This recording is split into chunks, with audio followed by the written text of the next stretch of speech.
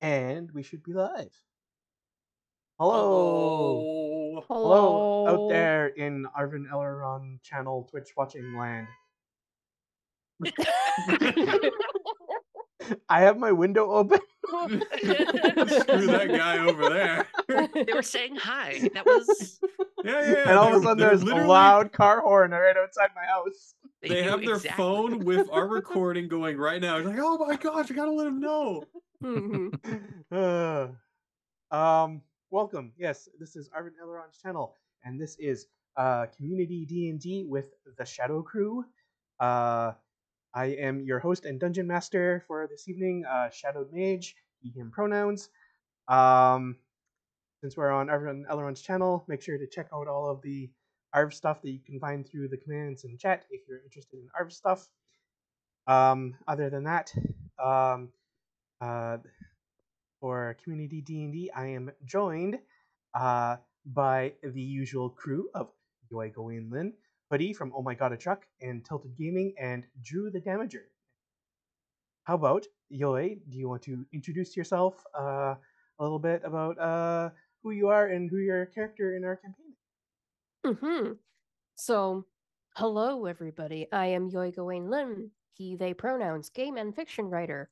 And yes, I am indeed Yoi Gawain Lin. Even though I look and sound different, I am definitely this person. I am not a skin monster that has murdered them and put on their flesh to masquerade as them for this specific D&D session. Anyway, whoever I am, I shall be playing Peach Candleheart, a Barnal Aarakocra Echo Knight fighter. Yay! And you just made me remember one of the scariest stories I've ever read on the internet, which involved skinwalkers. They're scary, motherfuckers. Don't want to deal with those. The only thing that's ever really gotten me, as far as like creepypasta, is the Russian sleep experiment, where the guy lays his organs out in front of him because he's so sleep deprived after like 37 days or something. That's the one that like haunts me. Anyway, moving on. Okay, fine. No, I thought we were all going to share our favorite scary stories. Let's have a great discussion about this first. I feel like it's necessary now. Hoodie? I thought we were leaning into it. That's fine. Sure, yeah, no, leave me out there. Well, why don't you tell everyone who you are and who your character is, and maybe why you're so disturbed.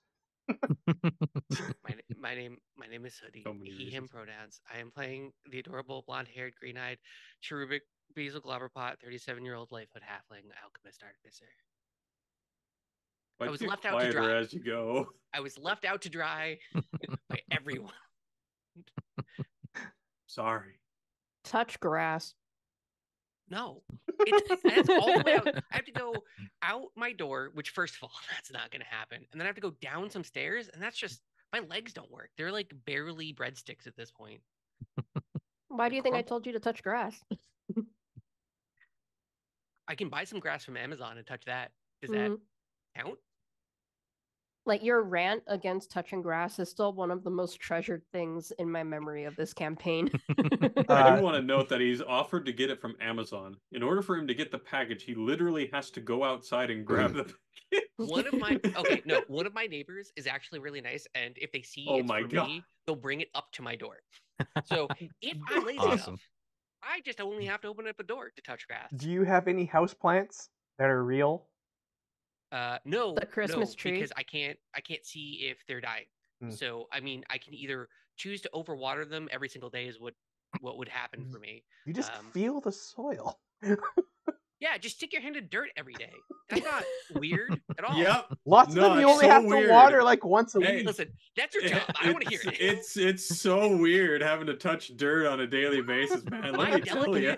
Speaking of people who touch dirt Speaking of people who touch dirt on a daily basis, yes. Yes. Please introduce yourself and your character. So, first off, I feel like there's some context for that. I am a farmer by trade, so yes, I do in fact touch dirt.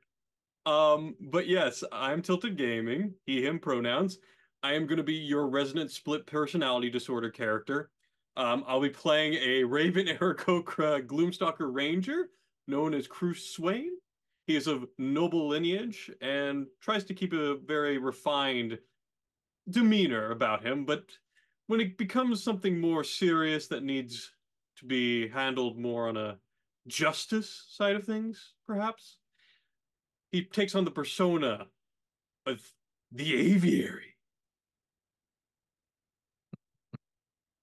The aviary. The That's right. aviary. Yes. Yes. All right. And Drew. Hello, everybody. I am Drew the Damager. Tonight I will be playing the punk rock priestess, tiefling, twilight cleric, Callista Amberblood. Being very fast through the player's handbook. That's what it sounded like. That sounded like Drew was like the spins Hold on. Oh, shoot. a I need to roulette remember wheel. this bad. I've Right? been brought up to the front of the class. Oh, gee. Oh, gosh. I will say 2 weeks does feel like a just remarkably long break from D&D. That's Mhm. all. Mm. I really should write it down like Hoodie does. It's worth it. Yeah. I do have a small snippet for me. I try to adjust my very beginning thing, but I do have one as well, so that way I can always have something to guide off of. It's nice. Well, what was it? Like in September, we had was it 3 weeks without any D&D? But Yeah. before that, we had had like 3 or 4 weeks in a row. yeah, 3 or 4 weeks in a row. And then we came back and now we're doing 2 weeks. And so yeah, it feels like a long time. It's pretty crazy. It could just be every other day. I don't know. We could be living that life.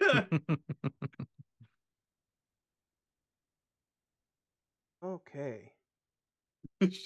I like how Shadow just once again left Hood's dry on that.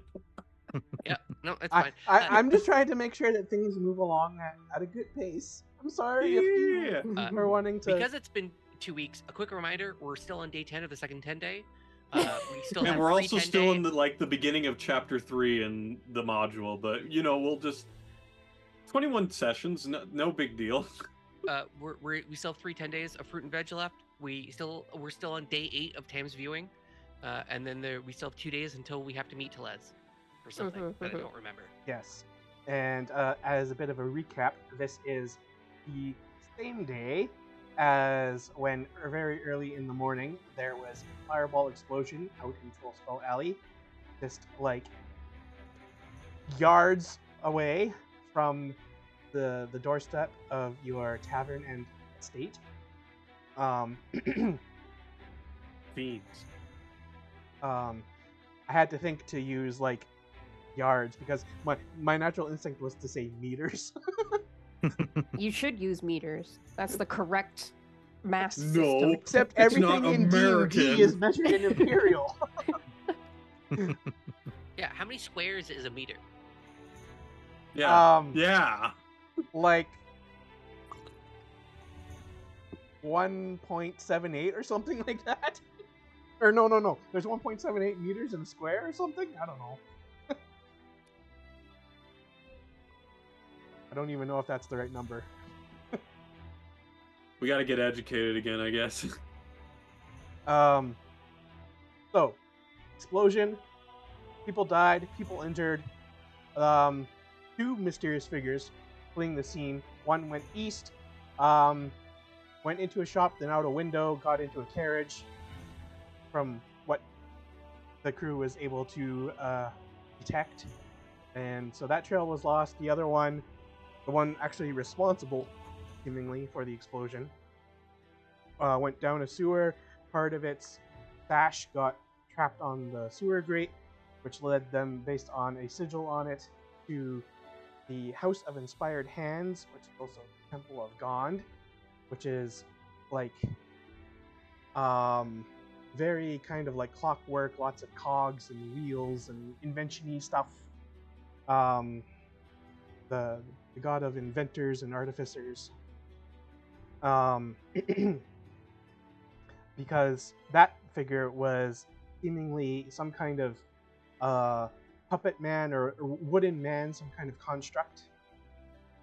And then at the end, as they approached the House of Inspired Hands, there was a silhouette that looked like maybe it was something like a puppet man up on the roof. And it let free a small mechanical bird. And the bird started veering towards the party, and there was kind of like a brief kind of combat encounter. And Tilted's character decided that this was very suspicious and went full like speed of sound, charging towards it and throwing a birdarang up at it. And the thing is like waving, like going no, no, no, and it crossed its arms to like deflect the birdarang. And then the mechanical bird just went boop and crashed into Peach's armor, and then fell to the ground, destroyed. Yep. So, the two bird people, destruction of private property, just a few offenses. To be fair, the property destroyed itself on me. Okay, well, I have nothing to really say in that regard for me. Yeah. So technically, I'm the one who was vandalized. Oh. That's how that works.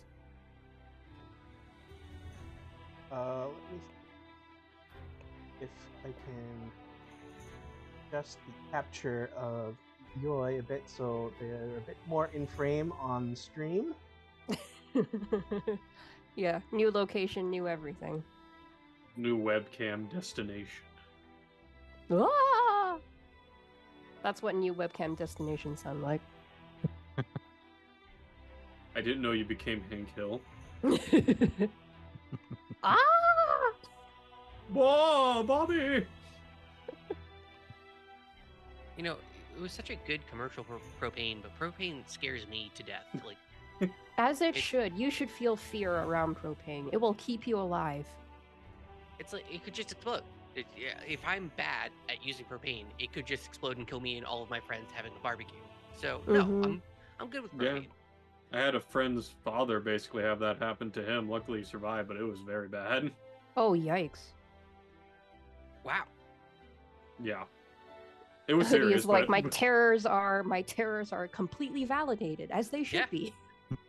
This is why I stay inside and I don't go out and touch grass, because everything could explode at any second. We've just This just in, Hoodie confuses grass with propane. Must deal with that later. Is it not like an invisible gas floating up from the ground? I thought that's what grass was. So tell me, what are you breathing in right now? Water of some variety. Great. I was going to say oxygen, but sure, that works too.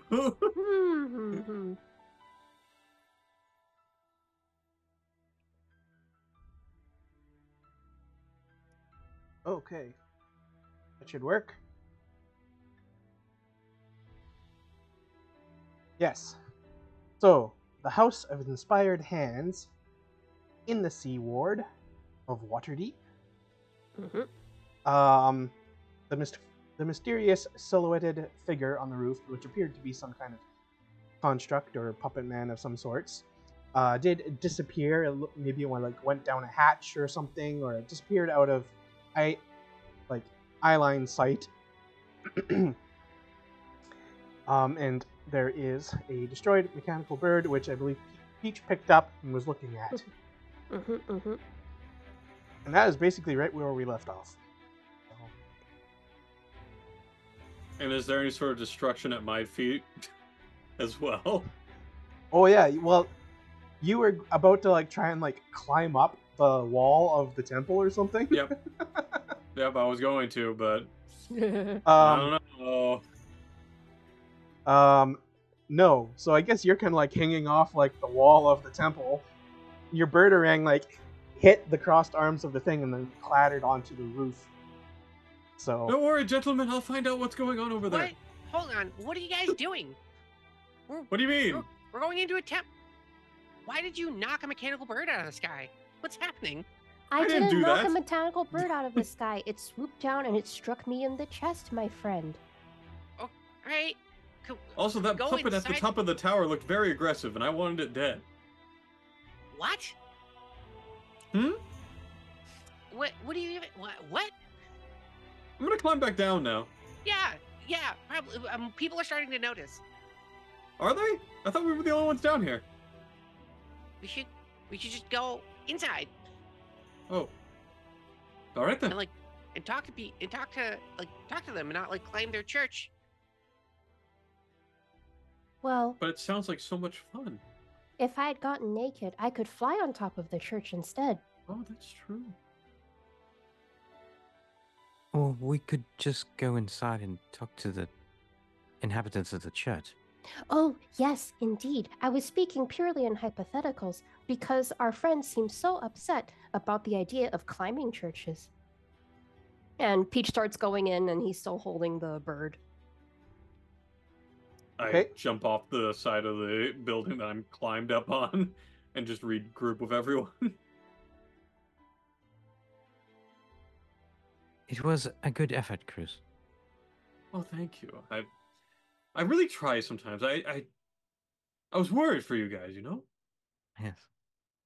About a bird? I was worried about it. Literally was a mechanical construct. We just dealt with one that shot a fireball at a group of people. Over 10 people are dead. Yeah, but we don't. That's an awful lot of assumptions from here to there.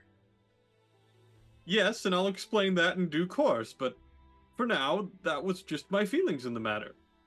Don't forget that also as part of your investigation, I believe you did want to eventually have a cleric go to the bodies and use Speak with Dead so that you could find out more information. Yep. But this is just the most immediate lead that you have. You Yep. decided to chase down.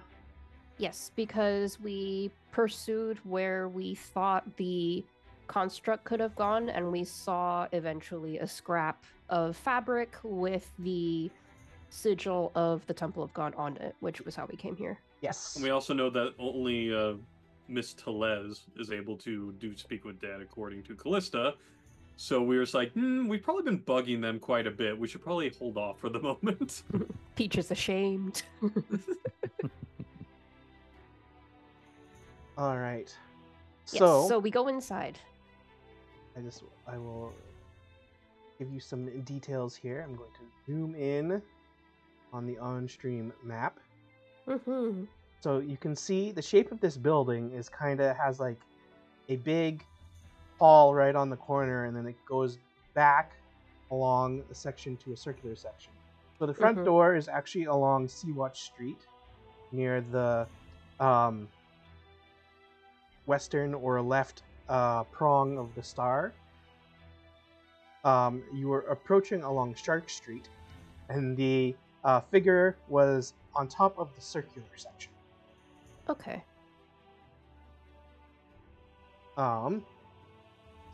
So you can around the corner and head in a very large door. And this House of Inspired Hands has like lots of cog wheels and like mechanical bits all sticking out all over it. The door itself, like you walk up to it, and as you get like about like 1 foot in front of it, and you're like about to try and like push open or whatever, it automatically starts creaking open on its own. That's convenient. Did we step on like pressure plates or something? Something kind of like that, yeah. It has a detection mechanism. I have all my artificer stuff going off right now, trying to figure out how everything's working. Yeah. Basil, can you make the door to the tavern do this? Yeah, it might squirt some juice out every once in a while. That's Wait, the best way to put it. What? Why though? Well, I would be using like a pneumatic device with a lot of pressure plates, and so I'm not really good at making sure that those are like properly sealed. So yeah, there might be some juice every once in a while. Well, that would be pretty cool. Yeah, we could theme it up too. I could fill it with like ectoplasm, or like milk, and we could have it be like a themed liquid. I think maybe Liv would like that very much. If you made it spooky, I mean. Oh yeah. We just gotta make sure there's protein powder inside the milk. ghost protein powder. That's right. It's just a solid brick of dried protein powder inside of a pneumatic tube.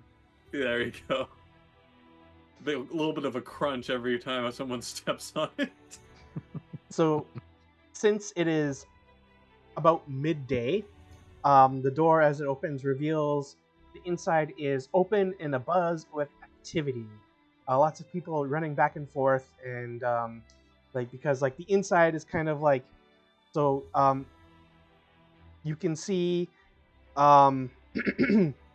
lots of kind of workstations, and then there's also all these pedestals with different displays of different kinds of inventions.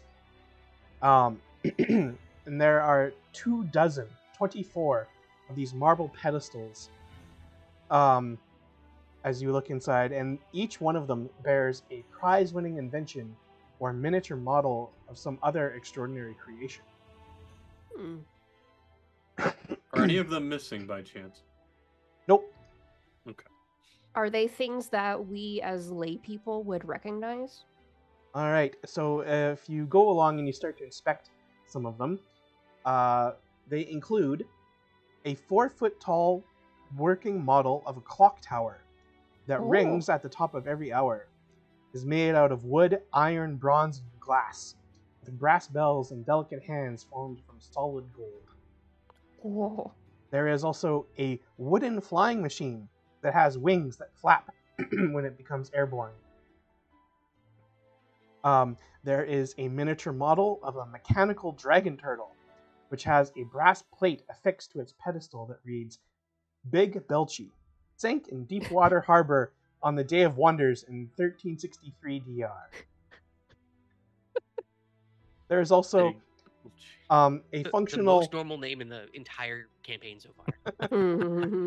There is also a functional waking helmet, which is equipped with small articulated metal arms and hands that gently slap the wearer if he or she falls asleep. That's a literal nightmare mechanism. Basil's going to mutter, I could probably make something like that. That's not that cool. I sit there and might pondering, drown, man, though. this seems like a good form of I mean, what?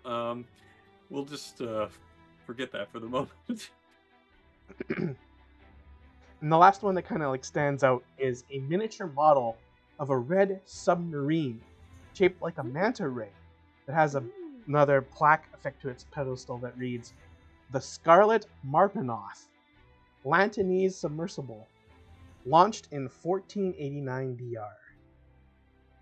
I like how you had to open with Big Belchy and bring our hopes up, and then end with something as absolutely unimpressive as Scarlet Marpenoth.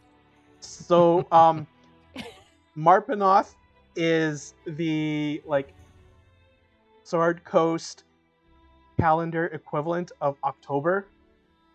Oh, well. The Hunt for Red October. Yeah. I hate you with every Brilliant. fiber of my being right now. That's not still even a not- me thing. That is straight from the module. Well, you know what? Still not as good as Big Belchy. Yeah, I am a fan of Big Belchy. Mhm. Is there an older Scottish gentleman hanging around the Scarlet Marpenoth? Not this one. Okay. He's Spanish, but he has a he has a He's Scottish Spanish. accent. Remember, this is just a model. Yes, just a model. Nothing Just a inspired model. here.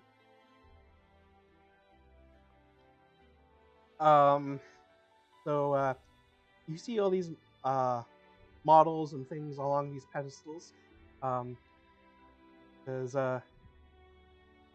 What's everyone is anyone looking for anything kind of in particular? Do you try and talk to anyone? I'd probably be trying to see who's at maybe a receptionist, or if there's some sort of person that a lot of the people are congregating around particularly. Mhm. I am looking for an authority figure. I'm looking to see if there's any alchemy ones. I'm looking at the flying machine, and then looking at the two birdmen, and then looking at the flying machine, and then looking at the two birdmen. looking at the flying machine and deciding that it's absolutely useless. What seems to be the problem, Callista? Oh, just seems a little redundant. I mean, Oh, why for have... us? Yeah, Yes, just a little. yes. So, towards the back of the hall, there is some stairs that kind of like lead up towards something that's a bit more of like a shrine to Gond, and standing next to this shrine, kind of like there isn't really an altar per se, but like kind of something akin to that. Kind of. So like a shrine is a good word. There is a priest that appears to be of bronze dragon ancestry, wearing kind of robes that are gold and bronze and brown, kind of like watching over things. And she sees your group kind of like wandering around, and she seems to be keeping an eye on you. And when Cruz and Peach kind of start looking around to see if there's anybody to talk to, the priest then comes down off of the stairs and starts walking through. Peach happily goes up, holding the bird in his two hands, and says, "Hello, I have been vandalized by this creature."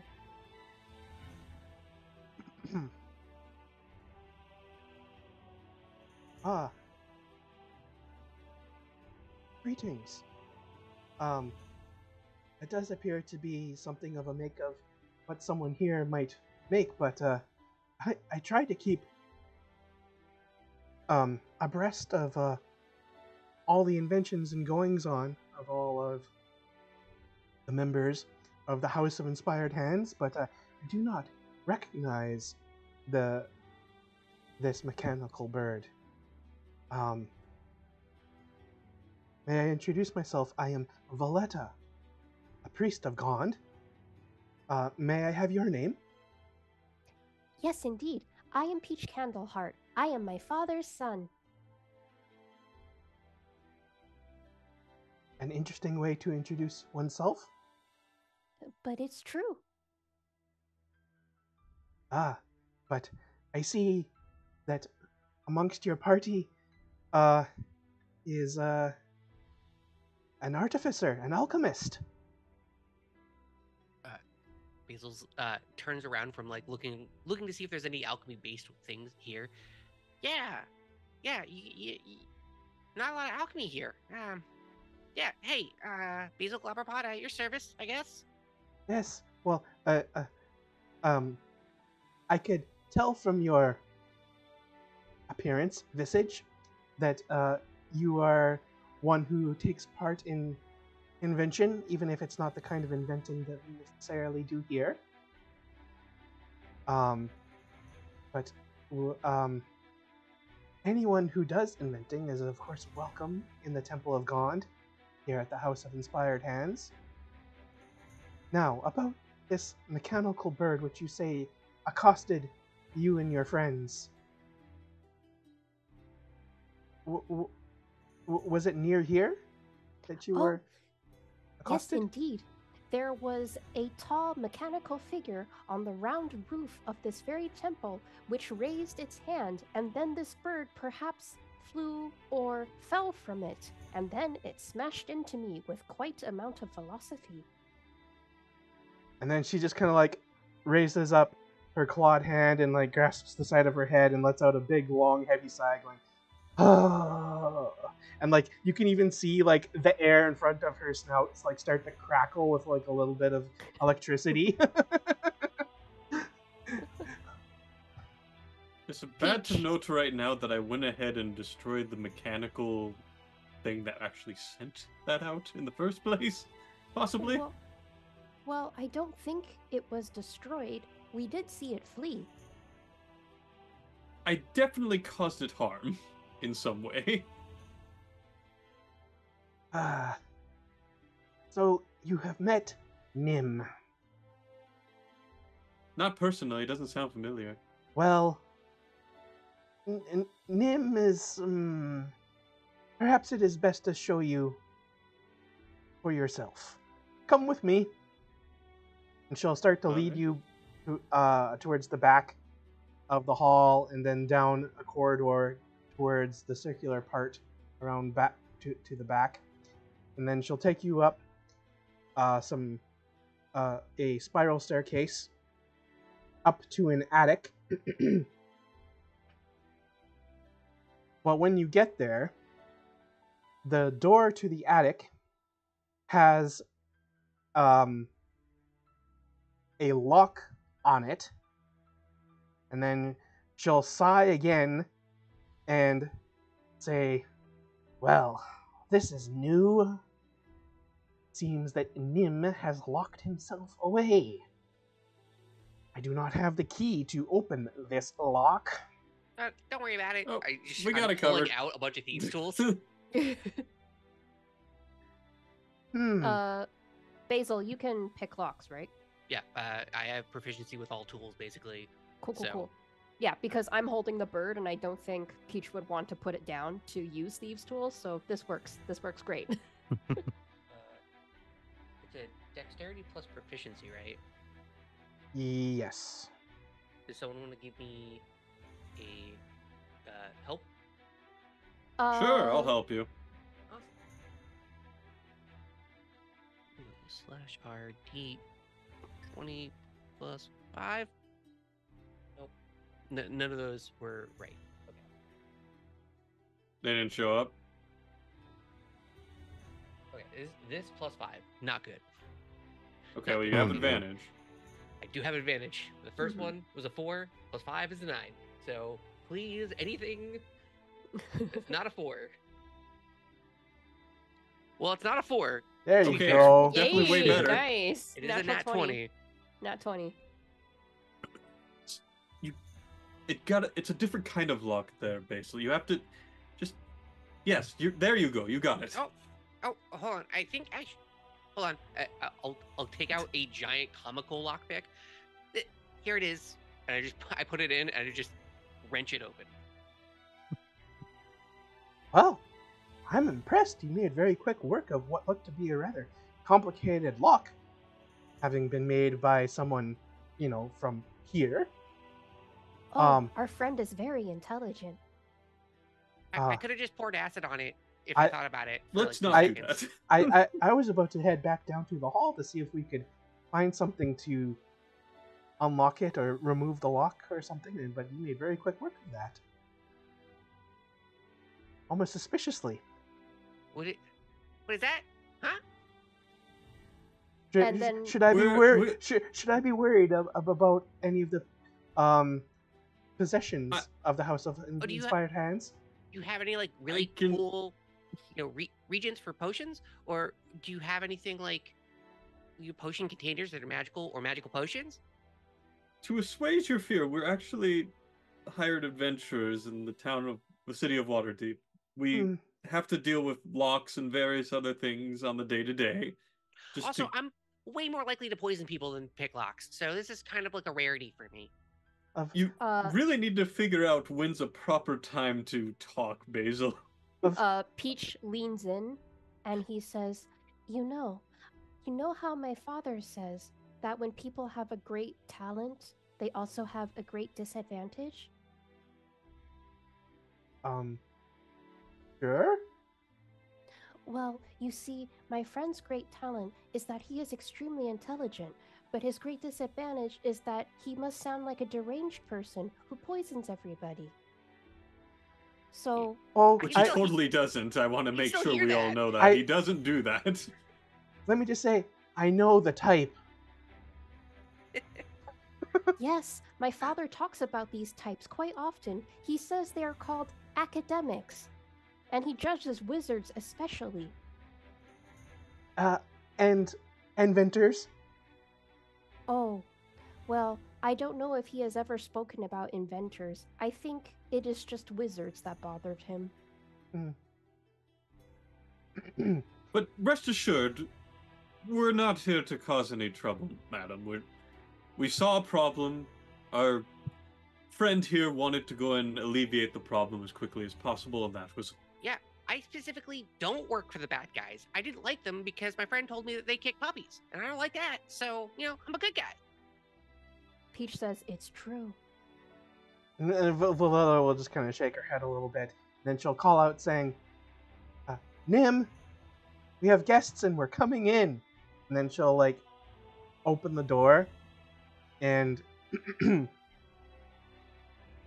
reveal an attic room, which is full of boxes of supplies in order to create all the various different kinds of inventions that you can see throughout the hall and the temple. And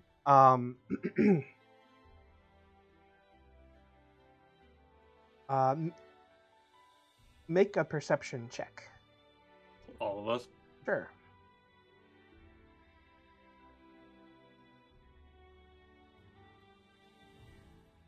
A big 9. A big ol' 16. nothing. And Callisto for 24. Hey. I'm going to play my natural one as Peach, being very careful to not bump into things because he's such a big boy. So he's not actually looking at anything. He's just trying not to disturb stuff. Mhm. Like, oh, like no. hands in pockets, trying to move sideways through. Well, rather like cupping this bird and like, Just clanking all over the place, same as Basil, pretty much, because of all the glasses and stuff he has in his packs. So, Cruz and Callista, you will see that kind of off on the left side of the room towards the back from the door, crouched, hiding behind some of the crates and barrels, you can see the head of what is called a Nimblewright. And I will show you what that looks like if I can find it here.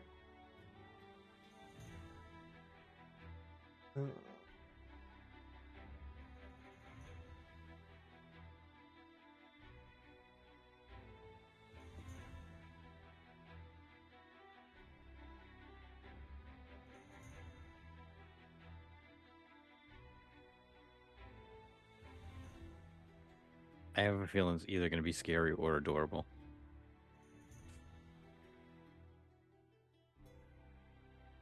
I'll go down on adorable. I think it'll be adorable. It's got a nice name. yeah. Normally the scary things are like the Flogbalog.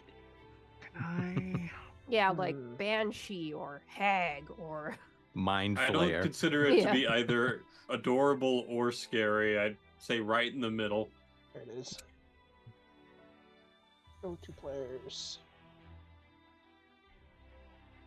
I don't know. That's pretty. So it is not wearing the hat, nor is carrying the rapier. Does it have a fake mustache? But yes. It's Yeah. got Adorable. a whole mustache and goatee. That's adorable. It has this kind of like cloaky Mechanical. thing on it. And it is a construct made out of mostly wood, but also like brass and bronze joints and that kind of thing. It's actually pretty badass. It's made out of mostly wood, though. Yes. And Valletta will then call out, Nim, please come out of hiding. And then the Nimblewright will stand up from behind the crates and barrels and then slowly, tentatively walk out to the center of the room. And then it will kind of give a short, curt bow to Valletta. And then it does kind of a dual hand wave through the party. And then it will point at Cruz and then like jump backwards and put its hands up. Oh? Do you recognize me, Nim? and then again it will still be pointing at you, and then it like will like make a curved shape with its hands in the air in the shape of like a bird orang, and then like make a throwing motion and then point at itself and put crossed arms up. Ah, so you were the construct atop of the building that sent the bird out. I see. Well, my apologies. We've had our share of our deals with constructs this morning, and I was a bit jumpy, so I'm sorry if I hurt you. And at this point, Peach steps up and holds out the bird and says, "Yes, indeed. This bird, in fact, is the one that came at us. Is it perhaps faulty in some way? Did it get away from you?"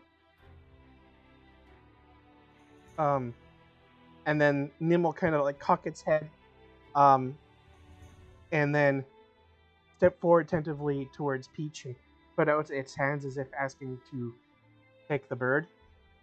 I shall put the bird in its hands.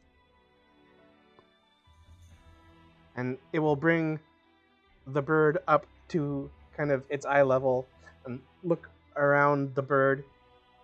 And then it will walk over to a crate and then put the bird on top of like the flat surface of the crate. And then it kind of like droops its shoulders as if it's sad. Oh. And then Valletta will say, "Nim, did you create that bird and unleash it at these people?" And then Nim will spin around and kind of like Frantically wave its hands. like step right, step left, look around, and then like lowers its head, and then it will start like signing with its hands towards Valletta. And then Valletta will relay to the party saying, Nim is saying that it did create the bird, but it was meant to be mostly a toy for its own amusement. It did not mean for it to accost you in that way. You just happened to be coming along, and he thought that the bird could maybe give off a nice show to people passing along the street. But then Yes, well, we've had quite a morning, so we are all a bit jumpy. Yes, I'm a tad bit overprotective of this bunch at times. We actually. Quick and then question. and then Nim will like put up a finger, and then he will like go over to a crate and reach inside of it and pull out the bird orang, and then walk over and give it back to Cruz. Oh, thank you. It takes actually several minutes to make each one of these. I have to spend nights over a campfire really like sharpening it out. It takes a long time. I only have so many of them, so I really do appreciate having it back. And then like Nim will like raise up its arms and show that like there's like indentations on its arms from where the bird orang struck it. And then it points at those and then like starts signing towards Valletta. And Valletta says, "Well, I don't know, Nim. Perhaps you should bear those scars for being so mischievous, instead of having us mend you." I just kind of smile a bit at the fact that it's like, I got it. I hit something dead on. But I'll just like go with it and not actually say anything. Peach will say, "Well, as a gesture of goodwill, I can give you the name of my father, who is a silversmith, and perhaps he can mend you with silver and make them very beautiful as a pleasant reminder of this time, to be careful with what you do." And Nim will just kind of shake its head. "Oh, no?" And then he'll point at Valletta and like point at the various crates and barrels around the room, and then nod. Valletta, just a quick question. Are there any other nimble rights that you guys take care of? And then Valletta will respond by saying, well, Nim here is the only one we have here at the House of Inspired Hands. He was gifted to us by a Lantanese wizard and inventor. Recently, or? No, it was before last year's Day of Wonders parade. Okay. So that would be like what, about 14 months ago? Well, so there was an explosion earlier caused by some stuff, and we we found this. I'll take out the sash that has the Gond symbol on it.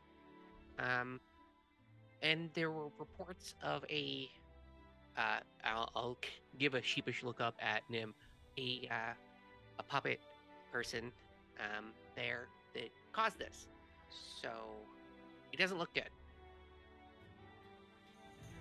And then like Nim raises his hands and goes like kind of like a no motion and is shaking his head. You don't look like you wear clothes anyway, so I immediately didn't suspect you the moment we walked in and you were naked. So I just give a thumbs up. At the words, because you don't wear clothes, Peach looks meaningfully over at Cruz and nods, like, you see? That works. Oh. I'm just gonna leave that. Yep. And then Valletta will say, did any of you happen to watch the Day of Wonder parade this year? Just about a month ago, 6 weeks ago, or 10 days ago, maybe? Yes. Not I. I was busy at the time. Well, a good portion of the parade this year was was put on by, oh crap, what's their name? The Sea Maidens Fair, which is still docked in Waterdeep's docks, having come from Luskin.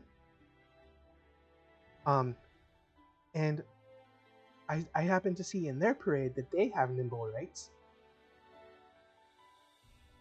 All right.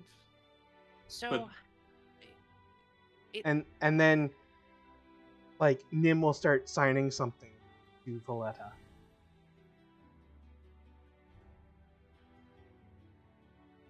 I'll wait till that finishes before bringing up my next point. Out of curiosity, is the sign language using anything that's familiar to Peach? No, because it is a creation of Nim's own. Oh, okay. Mm-hmm. He is very curious regardless, and watches whenever Nim signs. Okay.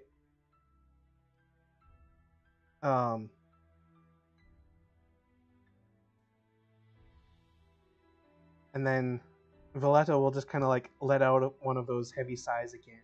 Again, there's kind of like the brief kind of sparkle of electricity, because you can tell that she's angry about something that's almost causing her to use her dragon breath. And then Valletta will relay to you, saying, "It seems that Nim has been up to more mischief over the particularly over several 10 days ago, when he created an entire other nimble right."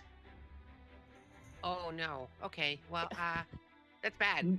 Nim. That's bad. And was he gave this it made in the sewers?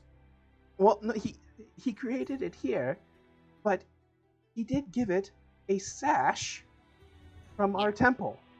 Yeah. No. Okay. So this is really bad. But, and like Nim continues to sign to Valletta, and Valletta keeps telling you, he says that he made it because he was lonely. But it ran away, and Nim was not able to follow because he is bound to the confines of the temple.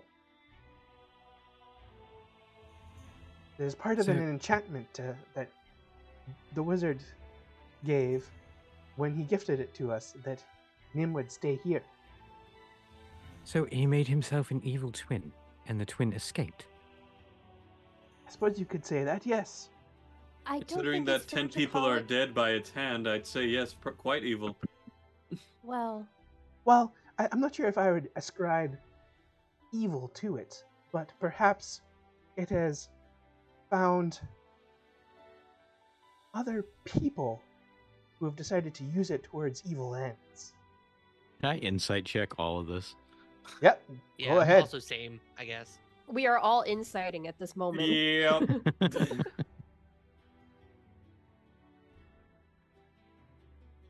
Big fat 8. Oh, My head is just in no. my hands. Oh no. 19 from the Birdie Boys. You see being naked does help. I'm not actually naked. Wait, but I'm not. It's the spirit of nakedness. It's the Oh. dark soul spirit of being naked. There, it's you can do energy. fast rolls. All the Yeah, it's fast naked rolls. energy. You So- have to embody it. Valletta seems entirely truthful in what she's telling you based on, like, that what Nim is signing to her and that she's relaying seems to be Mhm. that she believes it is entirely truthful. Well, there's a bit of a problem now. Nothing that you can personally do per se, but would you have any possible idea of anyone that would make use of a nimble right in such a way? Or, barring that, a means of being able to find a nimble right. That would also be very helpful. I just have a question. Basil, are you like always wearing those goggles, or do you like typically put them on and you tell me, or Because they're a spell I have to cast, I'll tell you Okay. before I slap them on. They're just kind of pushed up right now. But now that you've said that, Yeah. Might as well. a little metagaming real quick. I, unless there's anything of import here, I don't think Basil would have the idea to put on the goggles, though. Okay. Unless there's like anything like weirdly magical, I don't think he would question it. Spoiler alert, the construct is magical. Well, yeah, but You can't just look at a construct with magical goggles, Drew. That's Literally rude. blind yourself. Nim is telling me that after having been created, the other Nimblewright fled in confusion and terror after having come into being about a month ago. And Nim hasn't seen it since. Now, okay. excuse me, I must go collect some acolytes to execute a punishment for Nim. We are going to remove all of his tools and unfinished inventions from his attic. Valletta, I understand your gusto here, but you understand it's so much more serious than that, and that we're honor bound to report this to the City Watch, which is gonna report it higher up the ladder, and Nim might have to be, deconstructed for creating another Nimblewright, especially one that's killed people. Hmm. And I'm sure you don't want that. So I understand that you might want to take stuff away, but could we get those acolytes to help us search the city instead? Because if we can take care of the Nimblewright that's now loose, that might go to alleviating the punishment on Nim here. Well, I was actually going to ask you to search out the other Nimblewright, destroy it, and bring back proof of its destruction. In which case, was then, gonna- upon which, give you a reward. Yeah, but we're four dudes. We're just four dudes. Well, you said that you were adventurers, and that you certainly seemed equipped to handle such things. It would be nice to have a lead, madam. As you can tell, the city of Waterdeep is vast, and the sewer network is just as vast, if not more so. You can understand our difficulty in trying to pinpoint such a large network. Well, perhaps the Nimble Right went and joined some of its own kind with the others at the Sea Maidens Fair. Okay, that's yeah. Takes out the notepad, flips it up. Sea Maiden's Fair. Okay, all right. We'll look into it, but And you say that it is responsible for the deaths of citizens. Has the City Correct. Watch conducted their own investigation? Surely they would speak with use a spell like Speak with Dead, find out information as to what happened, and there might be leads from that. Oh, okay. Are you working with them? They said the exact same thing. That's crazy. No, I just know how these things work. Just oddly on the nose. we wanted to follow what leads we had available to us at the time. We do have someone that would be able to cast said spell, but they are quite the busy person, and we haven't had times to make our way there, but we'll keep a note of it.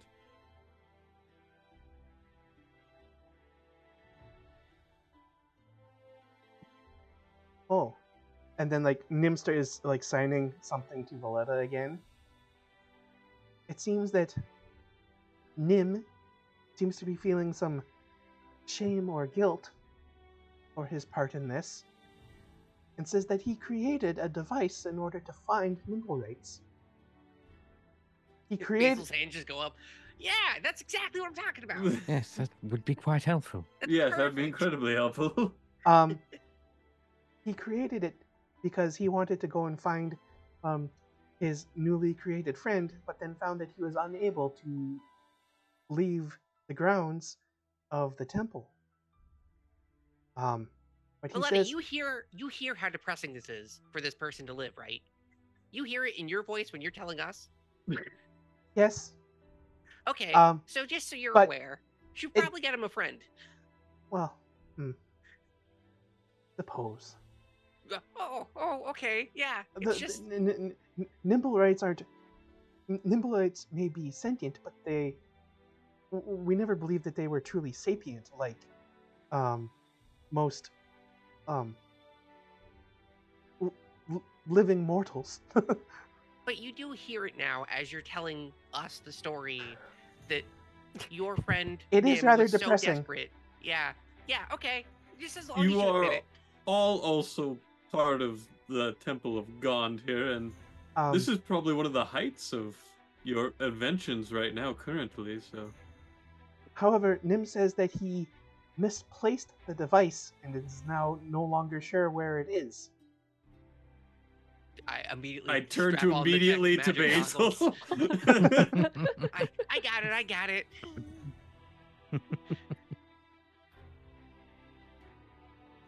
Okay. Yeah, I'll sort through everything in this attic. So you put the goggles on, and of course, Nim itself lights up. And a few other like small devices around the room also light up amongst the crates and barrels. But the one in particular that stands out, in a crate underneath another crate, towards the back of the room, is a 1 foot long copper contraption with an umbrella-like metallic protrusion at one end. Let's see if I have a picture of this that I can show you. A Doctor Who ass-looking weapon. I know, right? It sounds like something that has a messed up radar dish Next, on you'll it. tell me there's a phone booth somewhere nearby. I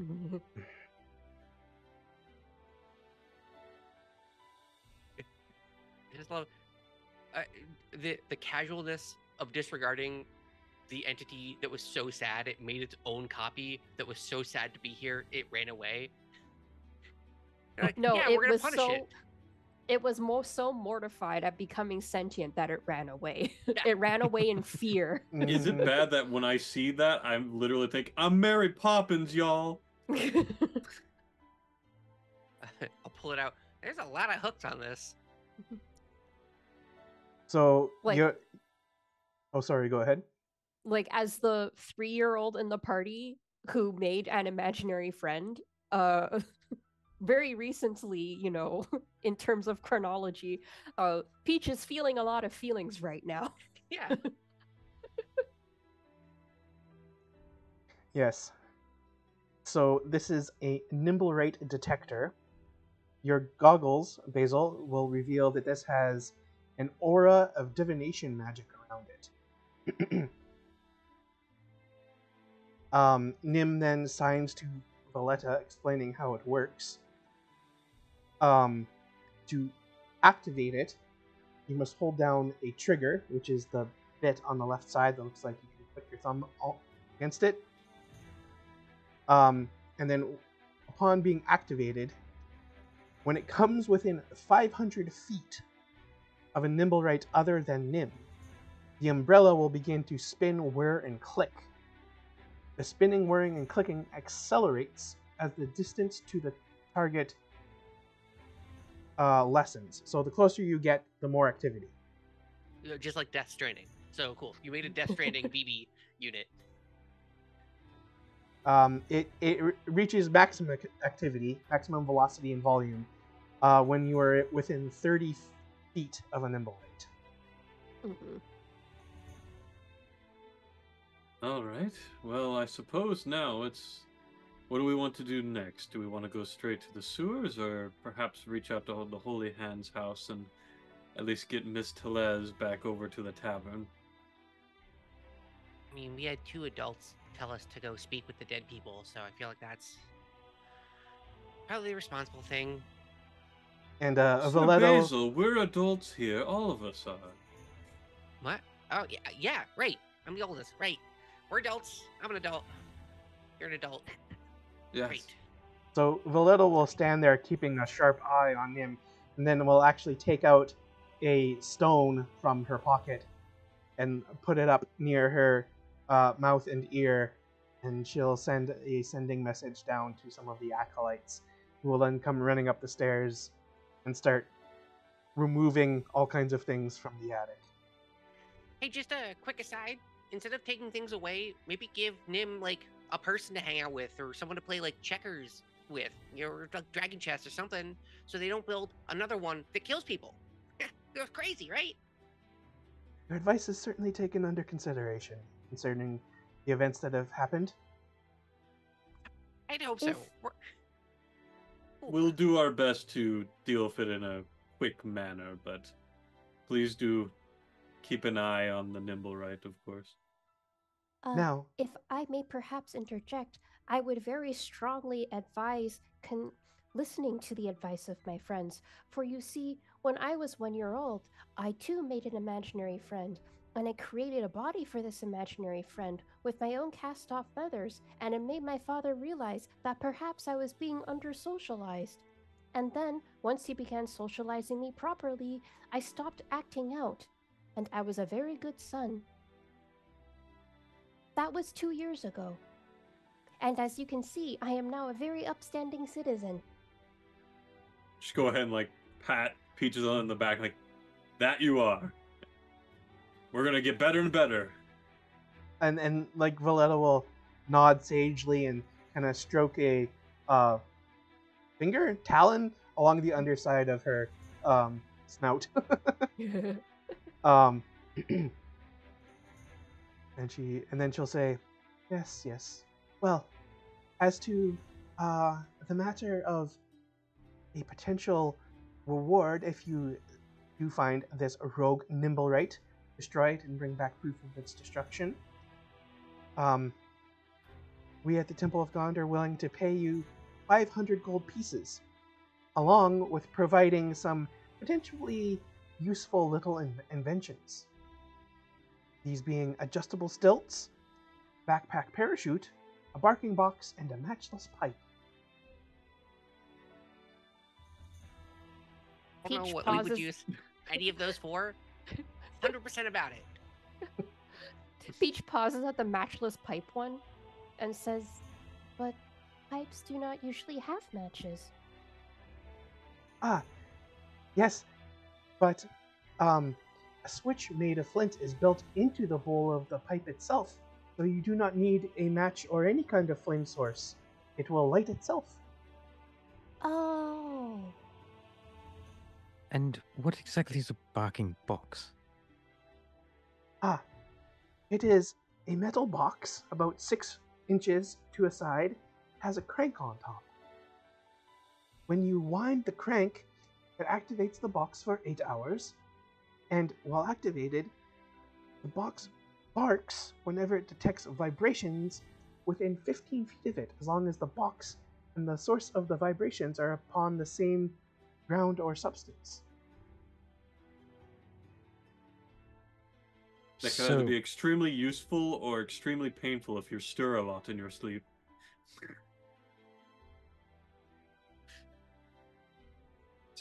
So a mechanical watchdog then? Essentially, yes. Yeah. Essentially, an alarm device of a sort, yes. The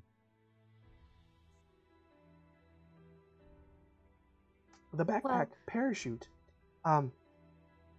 if when you're wearing it, if you happen to be falling, you can deploy it, as long as you have about 10 feet of space on all sides of you, and it will slow your fall as long as your fall is more than 60 feet. Peach's head slowly swivels to Cruz. And This is once one of again, those items that doesn't help us, but don't worry, we'll think about it. once again, just like before when we first walked into this place, I will look at the two birdmen. I will look back at the Dragonborn. Look back at the two birdmen again. When Peach, oh sorry, the vertically challenged amongst you, as she gestures to Basil, may be interested in the adjustable stilts. Real not subtle about it though. That's kind of rude. But yeah, They take about 1 minute to put on or remove, but since they are adjustable, you can increase your height by 2 to 5 feet. huh? I imagine the balancing on that would be very difficult, though. Basil seems lost in thought about that. I don't know what I would do if I was bigger. Anyway, these are what we have to offer you. All right, well, we'll look into it as best we can and get back to you as soon as we can. Happy hunting. Which one of us has the willow weep? The detection stick. Oh, Basil's probably just holding onto it. Okay, cool. And I'll be just like kind of going over to huddling with the group, like, let's go now, because it's a little fishy in here. Yes. Like, alright, bye.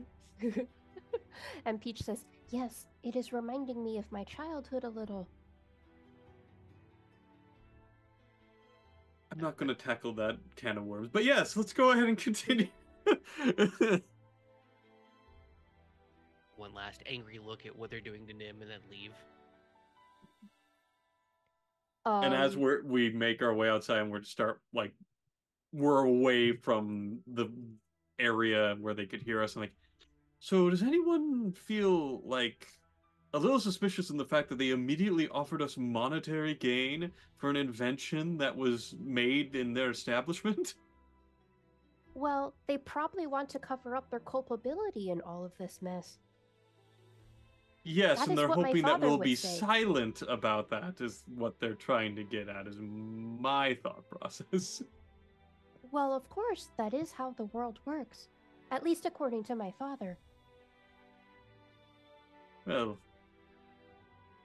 you may all acquire the monetary gain from this, but I will retain my ability to speak out if necessary. Well, Well, my plan was that we can accost this nimble right, which is probably blowing things up now as we speak, and then once we have the evidence of its destruction, we can give some of it to the temple and then give the rest of it to the Blackstaff. yeah, we're kind of on around to the city watch right now that if we don't comply, they'll arrest us. Or I don't remember what that old guy said, but he was pretty threatening about it. I see. All right, My thought well, now is that perhaps we can activate this detection device while we go around and, I suppose, make our way back to Troll Skull Alley? Because Yes, we let's cannot go go to visit- Matron Tellez immediately, I do not think. Well, She if we did say follow to come to Shark her. Street down Del Zor, and we should be able to get to Holy Hands within about 10 minutes. Yes, but my meaning is, let's keep the detection going for as long as we possibly can, and then maybe we will pick up a stray signal. That would be wonderful. Yes, I think Yeah. our priority is that we should look for this other nimble right, this evil. Let's call him Tim. Tim, Timble right, I like- right. Timble right, yes. so should instead But- we head to the Sea Maidens Fair? Well, We- what I time do is it have- right now? In the day, because isn't it like past afternoon at this point? I think. It was about midday when you arrived at the House of Inspired Hands, so it's early or to two. mid-afternoon. Yeah. Uh, So, Basil's I do gonna have put the one on. thing though. Didn't the investigator want us to get a person that can speak with dead to him as soon as possible? He just, No, the investigator said that if we wanted to know more, he recommended getting someone to who could speak with dead because they would have the bodies in the morgue by a certain time period. All right. Just wanted to make sure that we're covering all our bases. Hmm. I'd love to go to the Sea Maidens Fair today, but I'm, dangerously close to being fully tapped out for anything fun I can do. I can still poison people for sure, but past that, I'm pretty spent today. I spent a lot of it healing people, so I'd like if we could do that tomorrow at least. Problem is that if we wait too long, the Nimblewright could be stowed away completely out of the city, I think. Yes, that's why I think we should check the sewers. I don't think we're going to have any lucks on the Sea Maidens Fair. The Dragonborn said that the fair from Luxon, they had their own Nimblerites, so that may make that thing show Go us one off. of them, and not the one that Yes. we are looking for. Oh, that is true. I forgot about that. Well, the thing, it just like if it detects any Nimblewright other than Nim, when you're in a 500-foot radius. And there could be like 10 of them that are automated by that particular group, and one Right. that's the rogue one we're trying to figure out. Mhm. So, I would have to agree with Callista here. We should probably venture into the sewers. And at Well- least the fact that we have something to detect a Nimblewright is very useful to us, and the fact that we know it's a Nimblewright is even more so. We don't Yes, have and to whether go into we- the sewers though, right? We can just stand above the streets and walk around, so we don't have to get poopy. Yep. Right? Yes. Yes. And whether we I- find him or not in the sewers, And it's a matter we've of learned something at least. and it's a matter of at this point you have no idea where to start. Yes. And it's kind of like also the thing for me, I was like, well, I know our party isn't exactly inconspicuous, but that is a 1-foot long copper pole that has all sorts of attachments on it. Do you not think the city in general will be looking at us with side eyes all over the place? Don't Hey, they Do you I think already the do city that, in though. general At doesn't look us? at us with side eyes anyway? This is why Yeah. I prefaced this by saying seen that we're Peach? very. What Peach was is a giant owl in plate armor. I'm not saying that Peach isn't a beautiful, majestic figure, What I'm saying is, Peach cuts a figure in public. Thank you. My father says this too. Callista, have you seen what Callista's wearing today? Yes, I have. There's people staring at us right now, just looking at Callista. Yeah, I'm looking at you. I see you over there. Maybe not point at them. That's not the best. Okay, you've I made your mean, point. Yeah. Who's gonna care if we're carrying around an extra copper tube with an umbrella on it?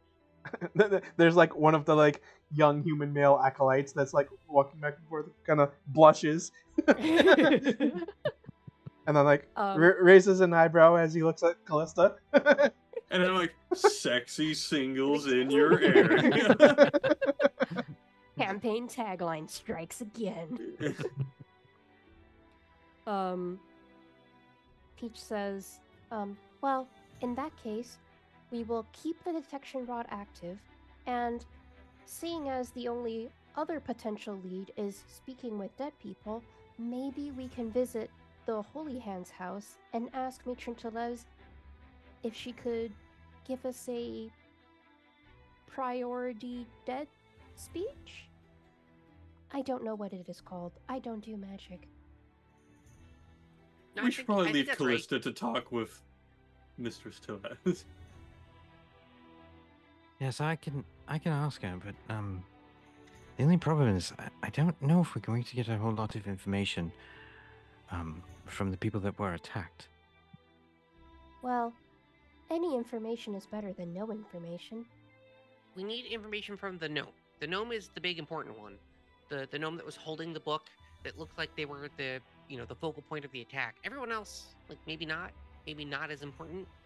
Looks like they got caught up in the crossfire, but that gnome was really worth asking a question to. So at least there's that. And we know for a fact there was definitely some people that would know the gnome from that group of unfortunates. Yes, so let us visit the Holy Hands house then, and keep the detection active while we're going there. All right. I'll hold it up in front of me. just holding it up and walking. We're all just astride him. We're sorts of interesting characters here. So with that, how about we take a 5 to 10 minute break, or however long we need, and we will be back after our break to continue with you arriving at the Holy Hands house. Indeed, and remember to all of those watching or listening that a break for us is a break for you, so stretch, drink some water, say hello to your loved ones, touch some grass, or don't if you hate grass. And yes, we will see you soon. When you said stretch, I thought you said strip. I mean, hey, the option's sexy always signals there. in your area. It's always available, just saying. All right, we shall be back soon.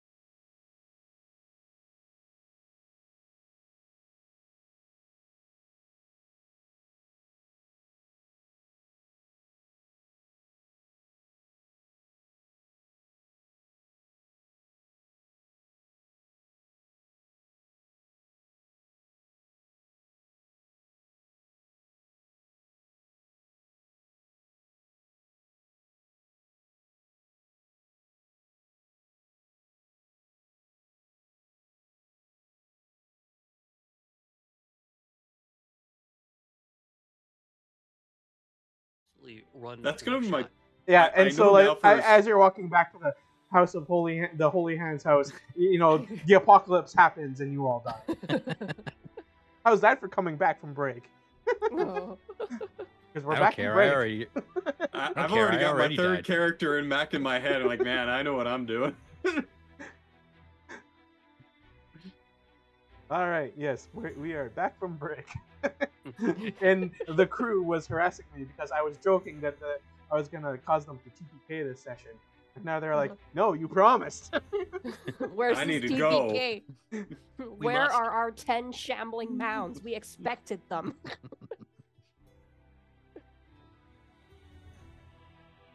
All right. So, you arrive back at the Holy Hands house. We didn't get any detection, I'm assuming, along the way, right? It takes about, I think it's 20 minutes or so to get there. Mm. Yeah, it sounds about right. If we're just walking briskly. Yep. We stopped for lunch. There might be We somewhere don't to have time stop for that. lunch We can along eat there. on the way.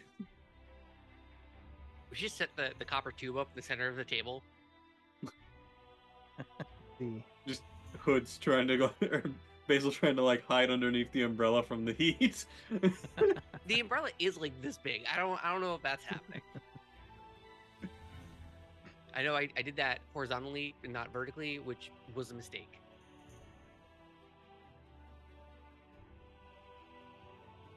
But anyway, Shadow, go ahead.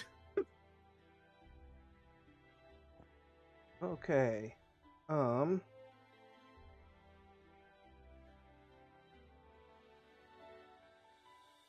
There is a luxury inn and tavern along the way. We're not that bougie. Stop at a Bonvoy Marriott.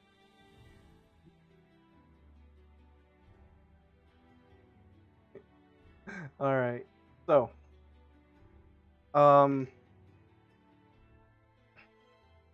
you arrive at the Holy Hands house, and what you just ask after Matron Thalez, or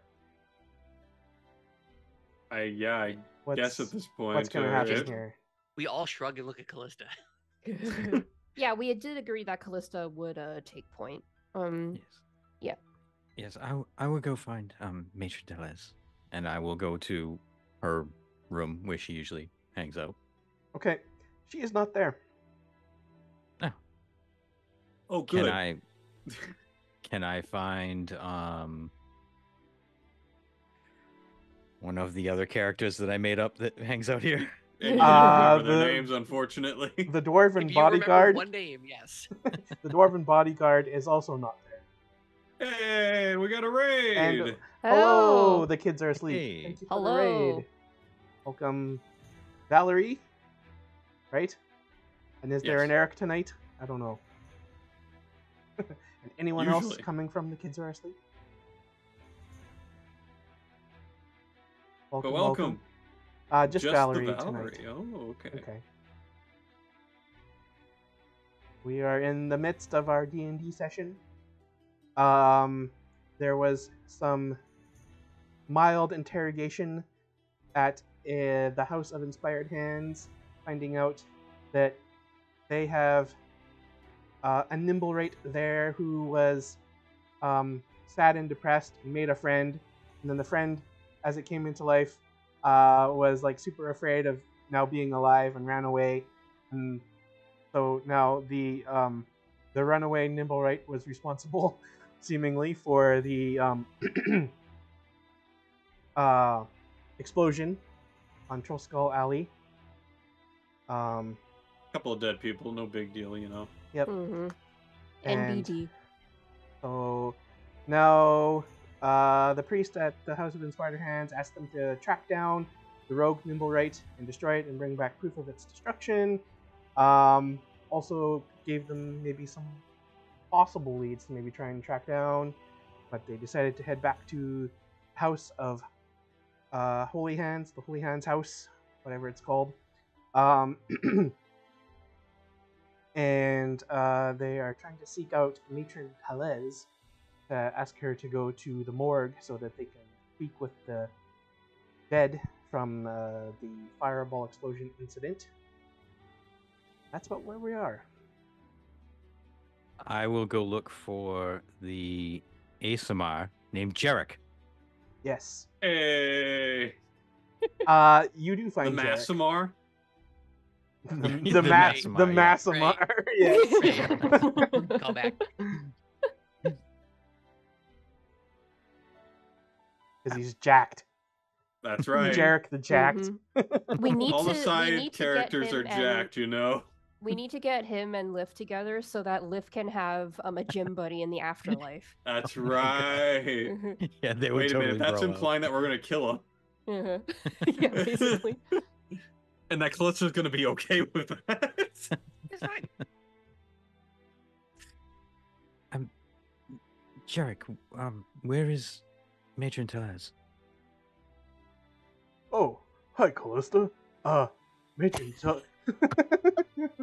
I love it. Go on, continue, please. I don't Continue, remember if I please, gave yes. him a different voice. I don't know if he ever Just spoke before. The most Jack guy voice I've ever heard come out of your mouth. Continue. You can feel the protein powder in his Yeah. muscles as he tries to speak. I can That's see fine. the RX bar in his pocket. Yeah. Christ. Not exist in this setting. Anyway. God, where is that have the name of the dwarf? Balgrin Deep Shield? Balgrin Deep Shield. Right, Balgrin. Balgrin. Yes. Can't forget that one. Thank you, random name generator. I'm sorry. Say that name one more time. I want you guys to really listen to it. Balgrin Deep Shield. Yeah. Balgrin Deep Shield, yes. Yep. Oh yeah. Yep. Yeah. Yep. I'm just gonna leave that one there. That's I thought Balgrin was gonna be the character because of the name.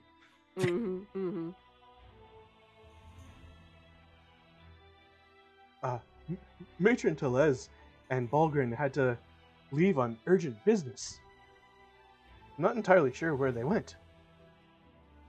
But, Do you know when they'll be back? well, I believe the only thing I heard was that they might be gone indefinitely. Definitely. I don't know. I think they're still in the city somewhere, but it sounded like there was something really important. They might be gone for a while. Yeah, I can't imagine the matron would leave her post here. Yeah, apparently I'm in charge. Who the hell would put Oh. me in charge? Well, You you are seem the like a next, swell guy. you're the next in line, I suppose. Yeah, I did get that promotion when you joined these folks. Yes, well, yes. Do you at least know which direction they left in?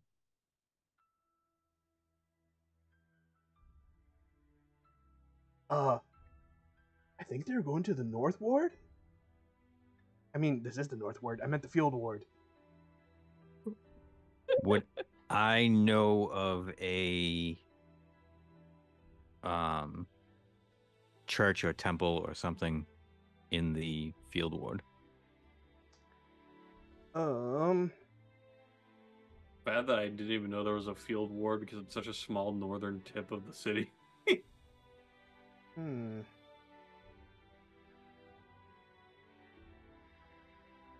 No. There isn't really a lot up there.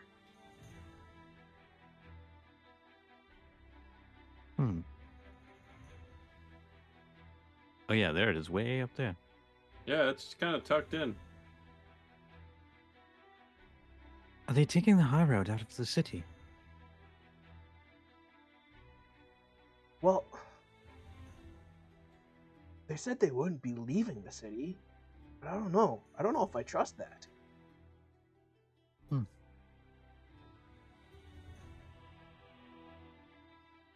That is concerning.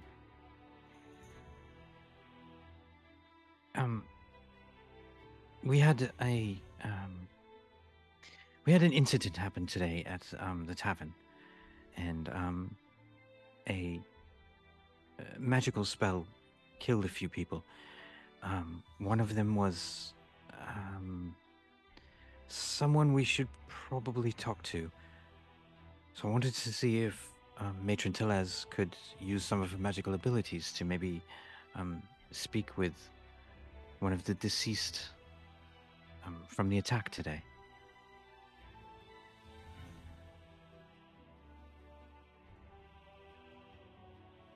Yeah, that would be something that you would want Matron Tellez for.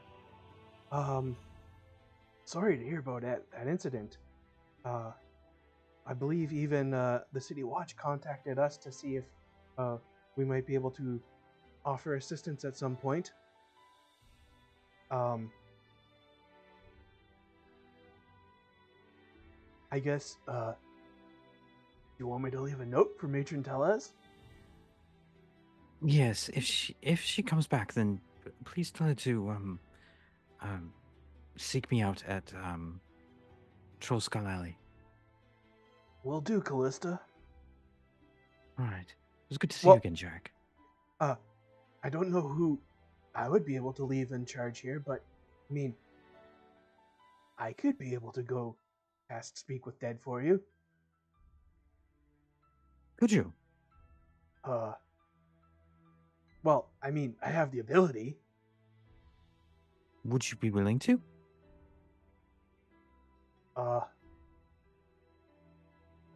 That's a good question. I don't know. This is like the biggest gym bro surfer vibes right now.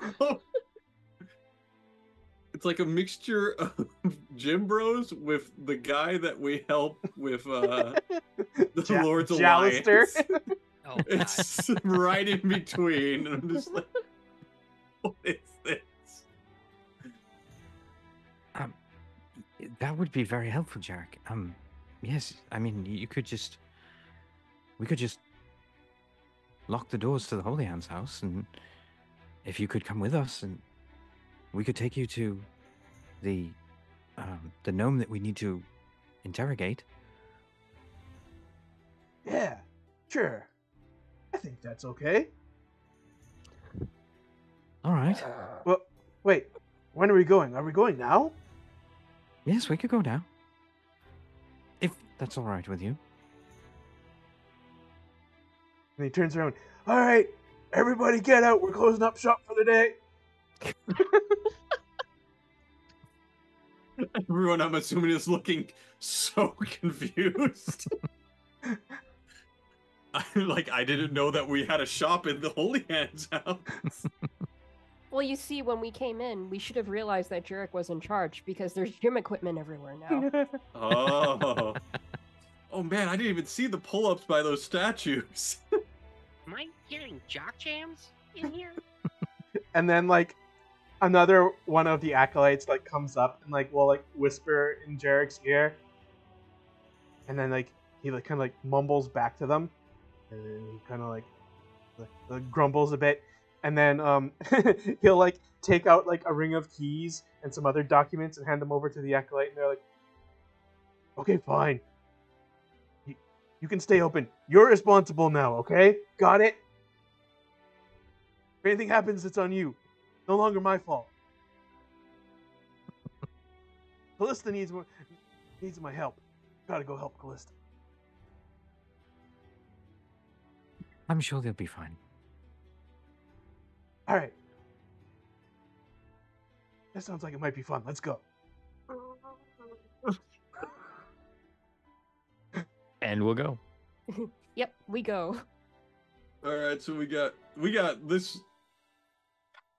Our group is very interesting. Wow, Madam Tellez, you buffed up real nice. Yeah, when Jarek shows up, Peaches looks at everybody else in the party and then just baldly outright says, "You are not Matron Tellez."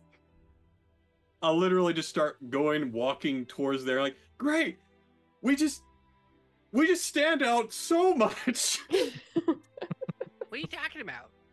Just holding a giant foot-long copper pipe. You With a are sprinting literally the umbrella most on it. normal-looking person here, Mason. Yeah, no, I wear the cloak to fit in. I know. We got an Asimar, we have a Tiefling, 2 Aarakocras, and a Halfling. By most accounts, these are very rare races to find in Waterdeep.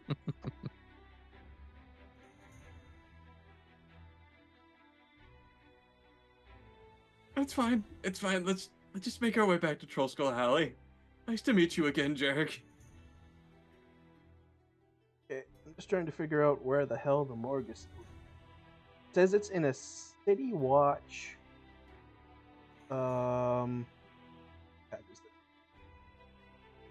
City watch station in the North Ward. Okay, so near the Holy Hands house then, probably. Well, the North Ward is quite large. Oh no, that well, it is large, but there's that light brown chunk that's actually the trades ward, so it's not actually that gigantic. I mean, right. Yeah, it's the darker brown colored buildings on the east side of the map. Kind of go from about, what is that, Shield Street Mm-hmm. to the east, and then bounded by Troll Kill Street next to the Field Ward up north, and Andamars Street on the south, and Zendolf Street and Trader's Way. So where would this guardhouse be? Would it be like one of these along the wall? On the cliffside, or?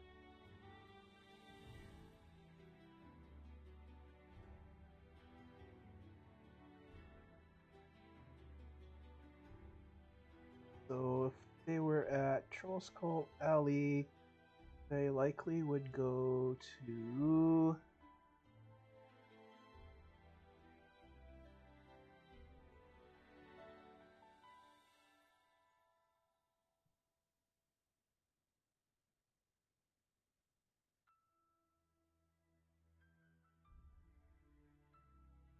I went up in my notes to look if you had mentioned where the morgue was before, and I forgot that I had abbreviated the man with the limp to just Limp Man. So the sentence "Limp Man escaped on cart" really threw me off without the context that I needed to understand it. He had the sexy singles in your area in his head.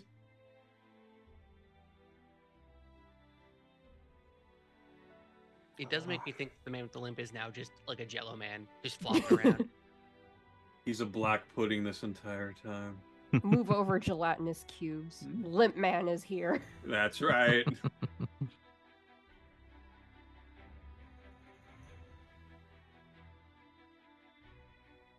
He's more adhesive than a mimic chest. Mm.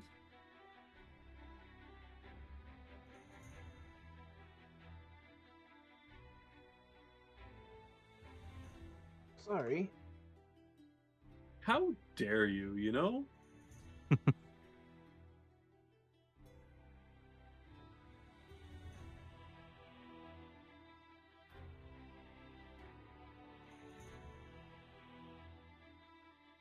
Sorry, I can't get over the fact of our party composition just gets more wild by the minute.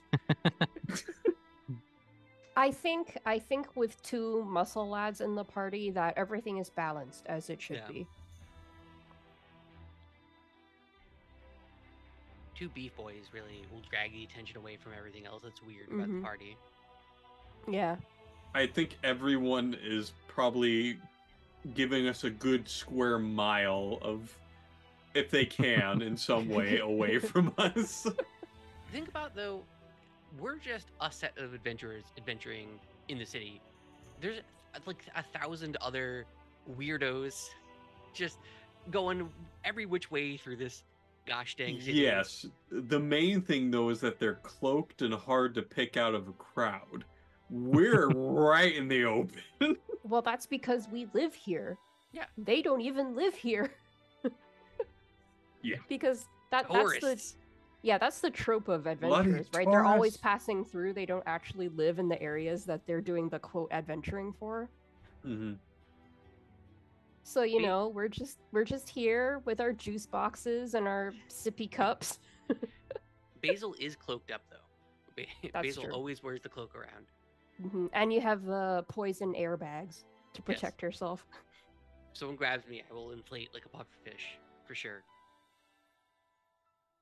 I'm just like in my head though. It's like just I'm looking at a street side, and there's just people like right up against the building walls, looking at two Aarakocras, a halfling leading the charge with a copper pipe that's about a foot long, an Aasimar, and a tiefling.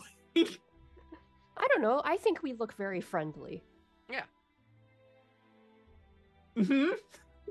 Yeah, because one of us has beautifully shined up armor and has a very friendly face. Another one of us is currently a nobleman bird, a noble bird.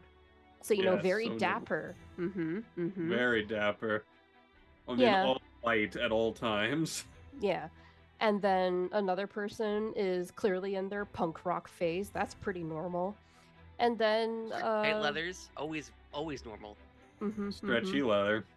Yeah. And then you have what could pass as a small child with lots of goodie bags. So, you know, that's pretty great. Then you have a shining angelic statue. That seems like a party that I would trust, I feel.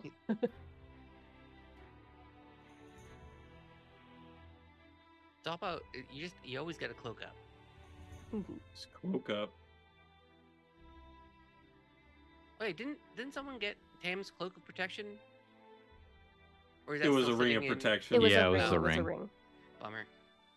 Oh Yeah, wait, it's- billowing cloak though. Mm. Yes, the billowy. It looks so fancy. Cloak.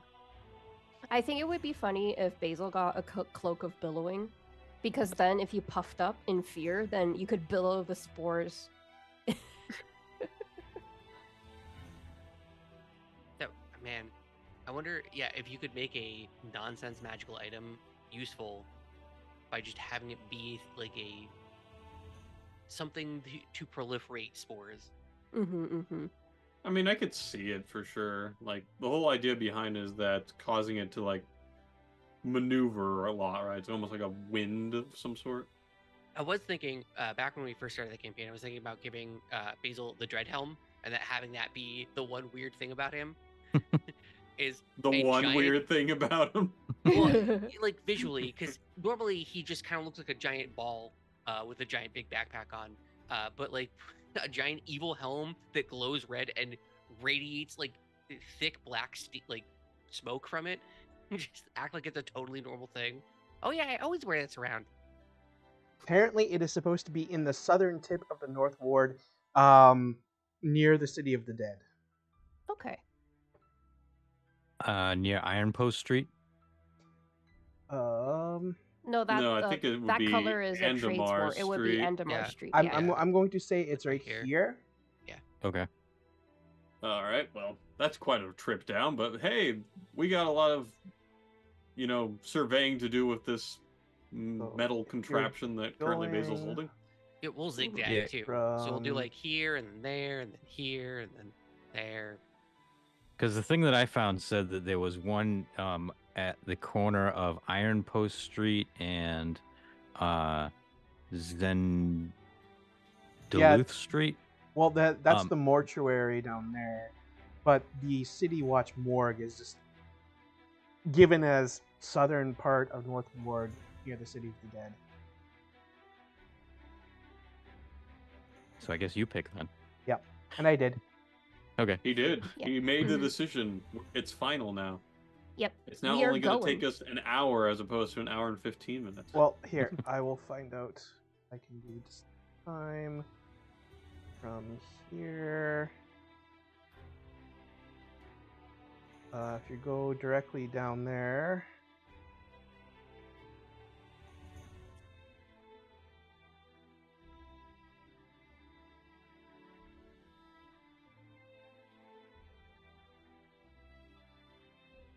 Says it would take approximately 25 minutes.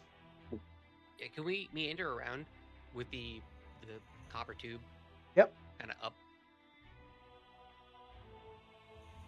So are you going directly then from House of Holy Hands down to that place that I've told you that is going to be the morgue? Mm-hmm. Yep. Okay. Okay, you will get no activity from the nimble rate detector. Fantastic. Mm-hmm. Now, when we get there, what should we ask the gnome? I Oh. believe we get 5 questions. There was Why another were you gnome, trying to correct? find us? Oh, right. What's your name? What's your favorite food? No, That one's probably not. There's a limit to these, I believe, Sir Basil. What Yes, we was only the get book? 5. The book, a name, and then why were you trying to find us? And then why would someone want you dead? Right? Those seem pretty pertinent. Oh, and what did they take from you? Because something was taken from them. Mm-hmm. Yes.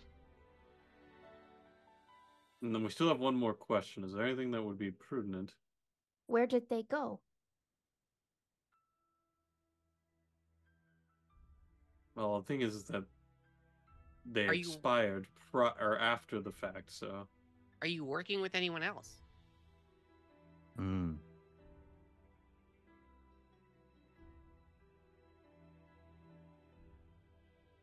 So, Let's iron out the ones that we need most right away.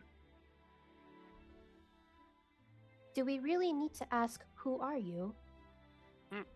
No, I- but it would help us like find where they lived or more information about them that we don't have to ask a corpse. That is true. That is very true. So, who are you? Why were you killed? What were you delivering to Trollskull Manor? I think then we could skip the what was taken from you, because that was probably what was being... Well, not necessarily. Who was chasing you? Because it seemed like they were fleeing. That was what we were told. They were rushing to us with great speed. Oh, right. Who was chasing you or who was hunting you? Okay, that's 4. Are you working with anyone else? I guess that'll work as 5. Yes, we shall ask those questions. And then Peach takes out some of his calligraphy kit and writes the questions down so that Jarek has an easy point of reference when we get there. All right. Seems like So- you folks have a good idea what questions you want to ask. Who were you? Who was chasing you? What was taken from you? Or What was the no, other ones? what were you bringing to us? Like, because we don't because the would person know. was dead by the time they were thieved from. So Yeah, they wouldn't know who took it. yeah, so the questions would be, what is your name? What were you bringing to Trollskull Manor? Because I don't think we can say, what were you bringing to us? And the corpse might not be able to, quote, see who we are. Right. Yeah, so what were you... Loopholes. Yeah, so what were you bringing to Trollskull Manor? Who was hunting you? Who were you working with? Yeah, and that's 5. I'm getting 4 here right now. Oh, Yeah, that's 4. 4. Sorry. Who are you? Who is chasing you? What were you bringing to Trollskull Manor? Who were you working with? And what's your favorite color? What? We had 5. We had 5. 5. We and now they're did. gone? Wait, huh? One just That's- disappeared? That's why I was like, I need to write these down. Yep. I mean, I could go comb through the VOD real quick.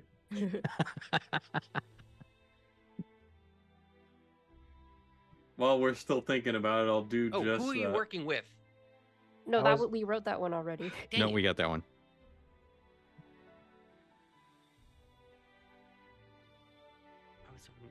Yeah. Who are you? What were you I running mean, from? we could just go with Third's question. Who's your daddy? I don't know if that counts as 2 though. So what was he bringing? Uh-huh. Who was he working with? Yeah. Yep. Mm-hmm. What's his name? Yeah, what's his name? Yep. Well, And who was chasing him? okay. And then maybe the last one is, did you have any gnome associates? Well, that's who is he working with? No, it was a It was pun. the pun. It was the pun. It was the pun. Maybe we could ask who would want you dead. Yeah. If the who's chasing you thing doesn't really ring, that might. Mm-hmm.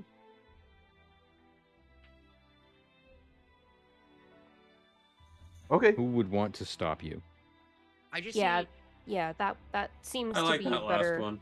Yeah, who would want to stop you? That was yeah. if the Masamar does speak with Dad, and the first thing he asks is "What's up?" I'm gonna lose it. The sky. So we'll hand him this list of questions and say these are the only things you can say.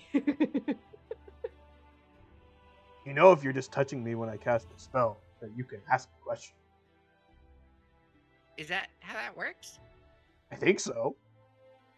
That Wait, doesn't what? inspire a lot of confidence in me. Yeah, all right. I touch a big meaty calf. All right. So you will arrive at the City Watch post with the morgue, and they will know who you are, and we're kind of expecting you. So they will allow you into the morgue, where there are the 11 bodies of the dead. And then Jarek will kind of like look at you and be like, "All right, point out which one you want me to cast it on first." We're looking for a gnome that was holding a book. These bodies are pretty burnt. So is it just the smallest one? Probably the smallest one, yes. Yeah. Uh, Well, wait, there were halflings. Right, yeah, the absolute smallest one. The one that's the most burnt. Wait, no, that's What? looks like they're holding something. Thing is, their arms and everything would be moved around probably from where we saw. Well, the thing is that 3 of you, I think, actually were in the middle of the entire scene, mm-hmm. looking at it. It was the gnome and the 2 humans in black leather Yeah, were in the so middle. I would imagine that the people who were actually at the scene staring down at the gnome and the 2 humans would recognize the gnome and the 2 humans, even though they've been removed from the scene. Yes. I would hope so.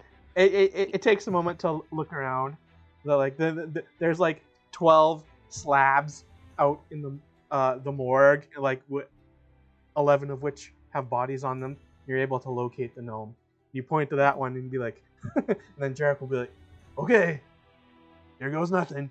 I only just learned this spell like a week ago, or 10 days ago." So much confidence. Jared, you are a monolith of confidence, my man. All right. And then like he'll place his hands on the gnome's body, and then like start chanting, and like burn some incense. And then all of a sudden, like the gnome's body like stirs, and it just like sits creepily upright, Of course, and of like course it does. its eyes have like a strange glow to them, and it just like looks forward. It's taking everything in me to not make Basil say, "Ew, what's with that?" to the gnome as one of the questions, holding it back. And then like Jack is like, "Okay, Um, paper." yeah, so Peach holds the paper out in front of him so he can read it. What S- is your name? And then the gnome's dead mouth will open. Dalakar. Dalakar.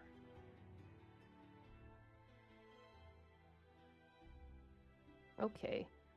And then like Jarek will just kind of like look over at Peach.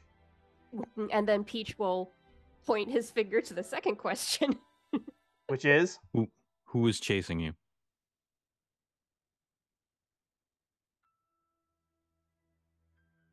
possibly many parties. That's great. Just great. Well, we know from the people in black leathers. Known Genterim, possibly also Xanathar Guild. Oh, okay. Oh, they both operate out of the sewer, so it makes sense. Little Zents and little Zans. Cool. All right, third And question. then the What- third question is, yeah. What will you bring to Troll Skull Alley? Artifact stolen from the Xanathar to Friends of Renair, known as Stone of Galore. Yeah.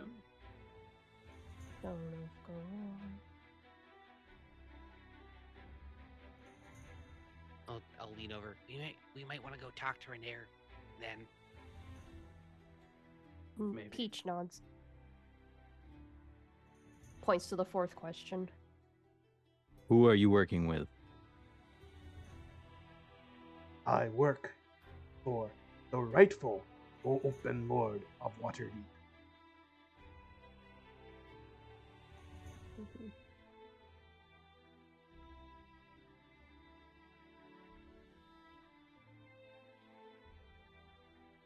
And who would want to stop you?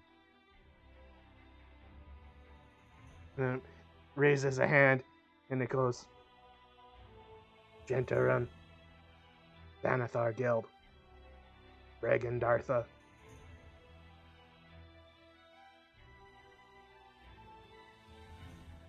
Flop.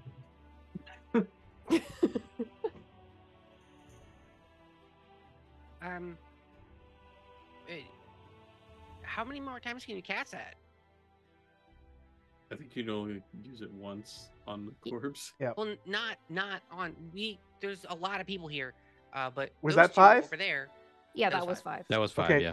and so then when he says like the last one, he just kind of like goes, Toodles. What a casual goodbye. That's unexpected. I lost my fucking headphones. And lays back down. Toodles and lays back down. Literal last words that can come out of this man's mouth. Toodles. A casual, not bad. carefree. Huh. Oh, never So change, Shadow. Can you cast that spell again today, or is this a thing we gotta wait on? Because we have two probably evil dudes that we could ask questions to as well. I could cast it one more time today.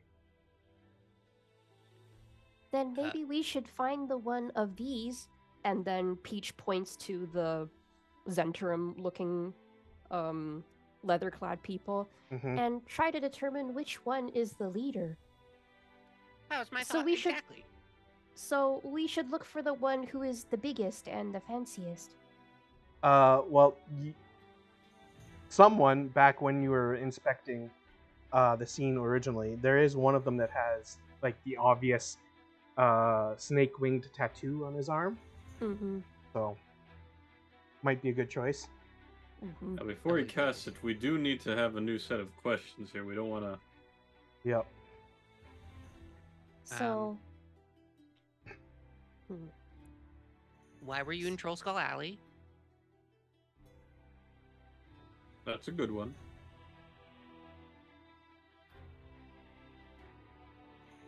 Well, What's the plan with the Stone of Galore? Have you ever peed your pants? was Who's your there next any of kin? No, was there any particular detail given about the limping man? Like, was he also in all black? You weren't told. Yeah, Okay. he's just a limp man. That's all we know. They wouldn't He really did be able seem to tell us. like the only thing that might have been mentioned was that he did seem to be traveling with the two Zentrum, because it was the three of them. But the limping man only got injured instead of dying by the explosion, and then took the thing off of the gnome and limped away. So maybe what we can ask is, because the Zentrum were the closest to the body, we could play it like we are assuming it was a Zentrum who got the stone and say, where were you going to take the stone of Galore? And then that can be our next lead, at least for the stone. And we can also find out the names of the two people. Like, we can assume that there was 3 total Zentrum with that person involved, and say that what was the name of your 2 associates with you at Troll Skull Manor. Oh yeah, that's a good one too. So, Was with you? Where were you going to take the stone? yeah. Yeah, where are you going to take the Stone of Galore? So far I have why were you in Troll Skull Alley? Where were you taking the Stone of Galore? Who was with you? No, where were you going to take it? Because they didn't have the stone. So, like, the plan would have been, where were they going to take it? Where were you going to take the stone? Okay. Because we don't want the course being like, heh heh, wasted a question. Right. Have you ever peed your pants? Remember? No, it'd be the... What is the name of your 2 associates that were in Troll Skull Manor? Yeah, we have... Allie. Oh, who Or in Allie. Waterdeep...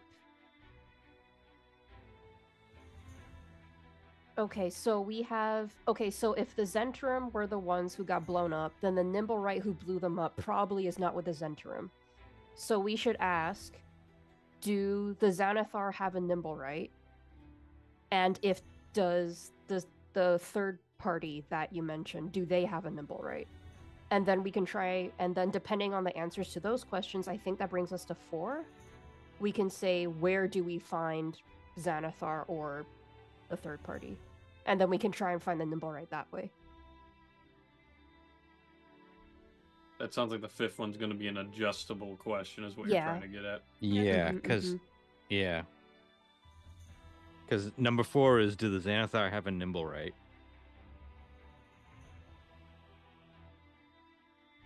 And then- if the... Yeah. And if the answer is yes, then what are you going on with that? If the answer is yes, then the question is, where would that Nimblewright go, I guess? Just wear it at. Where it at? Or where is it kept? Yeah. And then what would be the question if it was a no? If it's a no, then it's, where do the other part... Where do yeah. it be? Yeah, where do it be? Where do it be? then the question would be, like, where does that third faction keep the Nimblewright? I do, who do? Me You do, no, you do too. Does anyone remember that show? Uh-huh. What show It is gave that? me, I don't know, but it gave me nightmares as a child.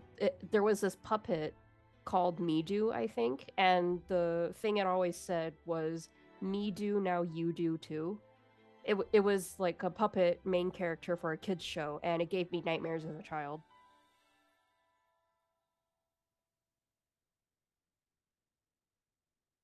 I gotta look it up.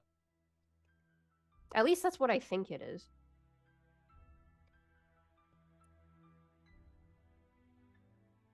Yeah, the first thing that comes up is a YouTube video called Life Skills 4 Household Chores. I Can Do It.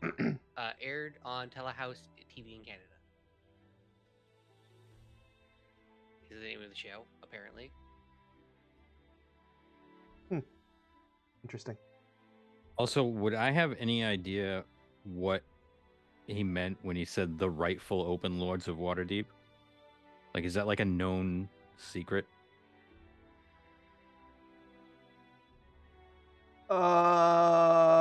Make me some kind of, like, recall, like maybe history check. No problem.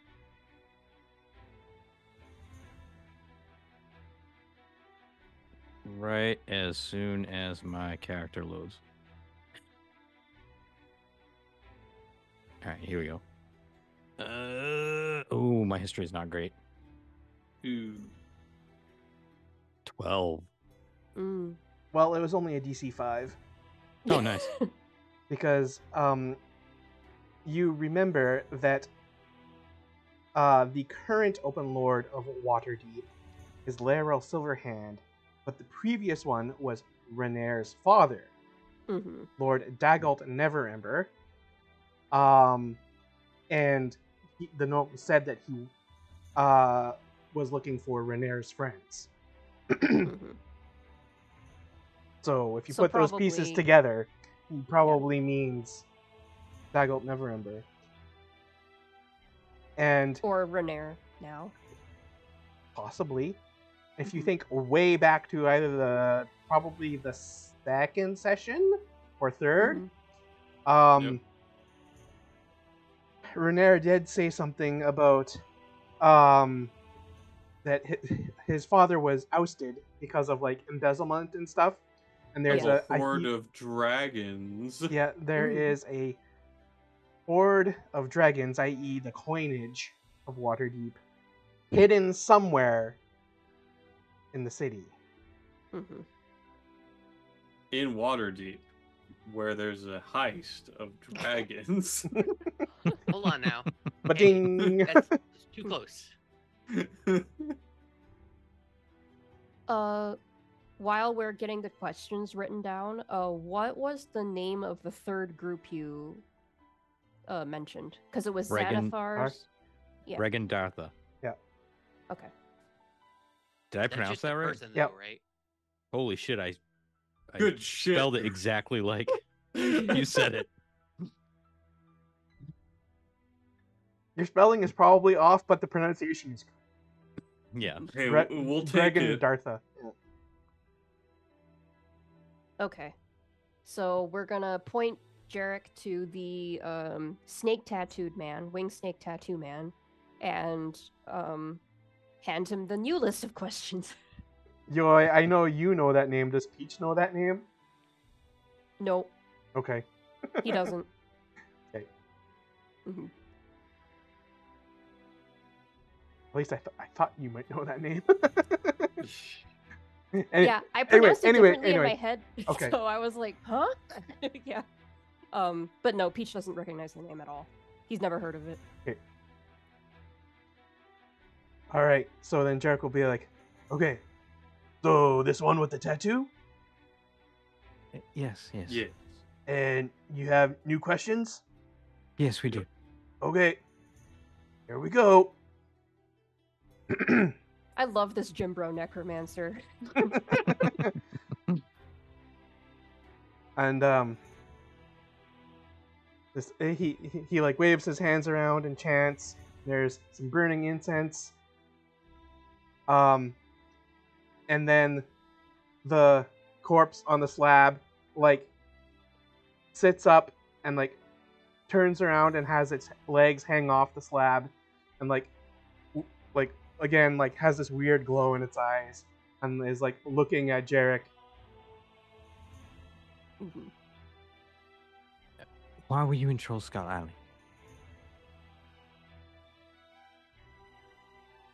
Chasing the gnome. Okay. Yeah, that makes Thanks. sense.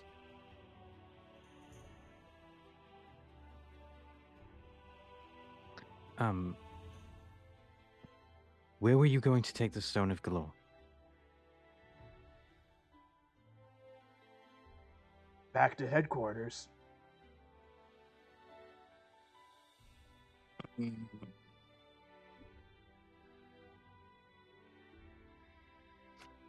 I want to adjust a question. If you feel like wait, it, it's on wait. you. What are our remaining questions again? Oh, it was the Who was with you? Does Xanathar have a nimble right? And where is it? Get rid of I who guess was we with can you. skip the who is with you. Yeah. We should say where is headquarters and then That's what I was thinking. Yeah, and then say ask the nimble right questions, I think.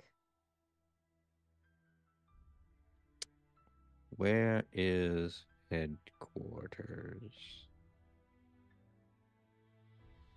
if it's just in the sewers, I'm gonna lose it. I'm gonna lose it. I'm gonna flip out. I'm gonna make frickin' lose it. Throw another planet at me. I'm gonna lose it. So your question is, where is headquarters? Yep.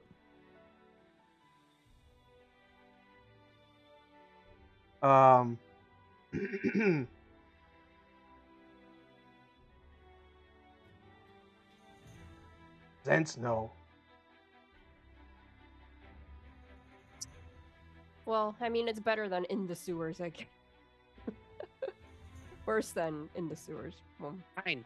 We'll just kill a bunch of your friends and ask them too. Stupid dead guy.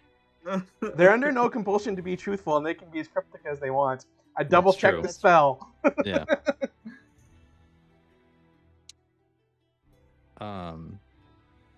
Do the Xanathar have a nimble right? Not known to me. Zents have a nimble rate. It should be your next question. What's up? Do the Zents have a nimble rate? Should be the next question. no, it shouldn't That'll be the last because- one. No, because That's the last one. Because if the Zents had a nimble right, that nimble right wouldn't be blowing up its own people. I don't know. Aren't the Zents going through a civil war right now? No, But he is they're- correct. But do we know that? Yeah. Yes, Yes. we do. I was Okay. told that. Mm-hmm. Yeah, way back when Hoodie was trying, when Basil was trying to be recruited by the Doom Raiders. Right. Mm-hmm, mm-hmm. Mhm. Should we open it up and say which gangs have a nimble right?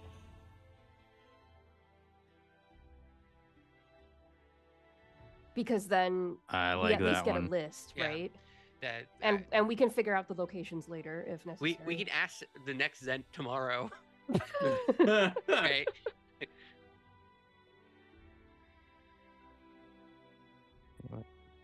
Gangs. So is that what we're going with? Yeah. Yeah. All right. What gangs have a nimble right? Yeah, which gangs in Waterdeep have a nimble right?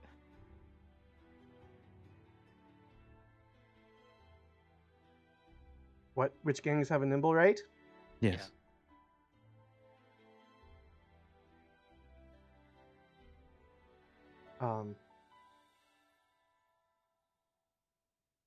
Funny foreigners working out of the sea ward near the docks. And us, technically, kind of. Mm.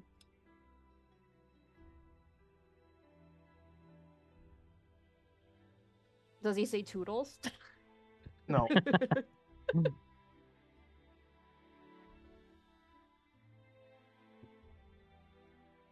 I believe that would be the last question. Yeah, that is the last one. So then, like, before he lays back down, he, like, stiffly brings up an arm, makes a fist, and then tries to give the finger, but then his finger breaks off and falls to the floor, and then he lays down and goes back to being dead. Well, good riddance to him, I guess. I just don't like why you gotta be cryptic. You're already dead. You lose nothing here in the transaction. If you're just I guess he truthful doesn't about it. want to out his own members. Also, it I doesn't- must it never- say, if I died in a surprise explosion and I was burned to death, and then I woke up in a body that was burned to death, I would not be very happy or inclined to answer questions. Yeah, all right, I guess that doesn't. I'd be pretty PO'd. Mhm. You mean like he just was because he was trying to give us the finger? All right, Callista and friends. Get what you wanted to know? Do we have to come back tomorrow? I don't know, maybe depending on how. Probably not. Yes, most of this information we could probably glean from living folks. All Thank right, you for your help there, Jack. very well. I suppose I better hurry on back to the Holy Hand's house. Make sure, Nothing's gonna miss. Yes, thank you for your help, Jarek. And See ya, Callista. I'll put my hands together and bow. I'll just kind of like give like a 2-finger salute and then run away. He's so fast. You'd figure with such a large body, he wouldn't be able to be as nimble as he is, but you know, the more you figure out, I guess. Yeah, Well, I can be quite nimble. You've seen me be very nimble, especially when I am naked. Yes, he can be quite a lot, but his heart's in the right place. I feel like I've heard this before. Have we heard this before?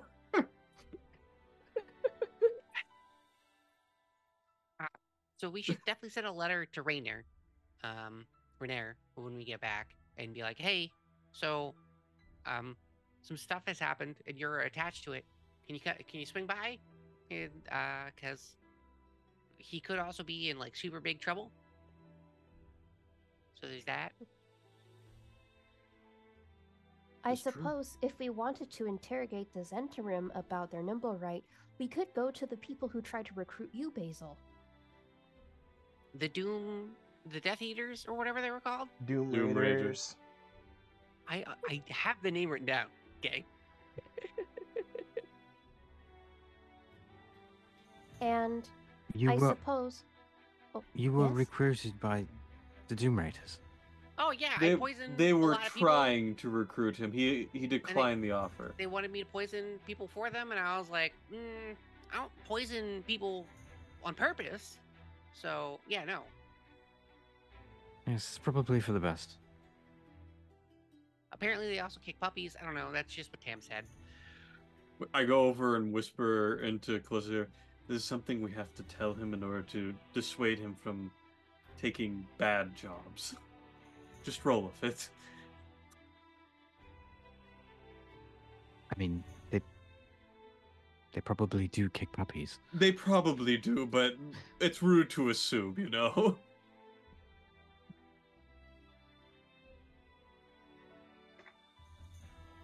We can also go to the Sea Maidens Fair and ask them if they have lost a nimble right, or, I guess, gained a nimble right. I'm going to Oh, assume, Shadow, good that idea. that particular fair is in the Sea Ward, right? Yes. Yeah. Of course it is. So as you exit the morgue, a raven with silver plumage around the base of its neck and on its wings flies over and lands on Cruce's shoulder. This is so Oh, funny hello. to me. Birds. All the birds. Well, hello there. And Why then didn't you try and batarang that one? it opens its mouth, and out comes a familiar voice. The voice of Melanor Fellbranch from the Emerald Enclave.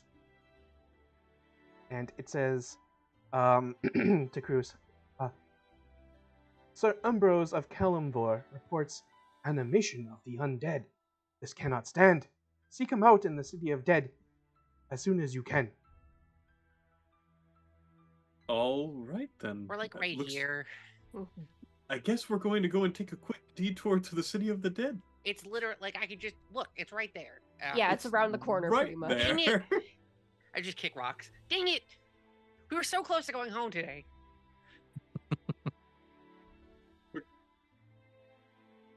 We will get right to that, Brother Melanor. Thank you for the information.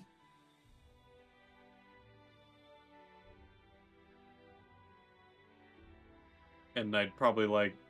It's a familiar, right? I'm like 100% certain Yeah. it's like a familiar. It flies away. Okay, cool. I was gonna give it some sort of food, but it doesn't really matter because it's a familiar. We'll start walking into the City of the Dead, just holding the copper pipe out. Mhm. Yep. Yes. It'd be so funny if it went off right now. Now So you many say that.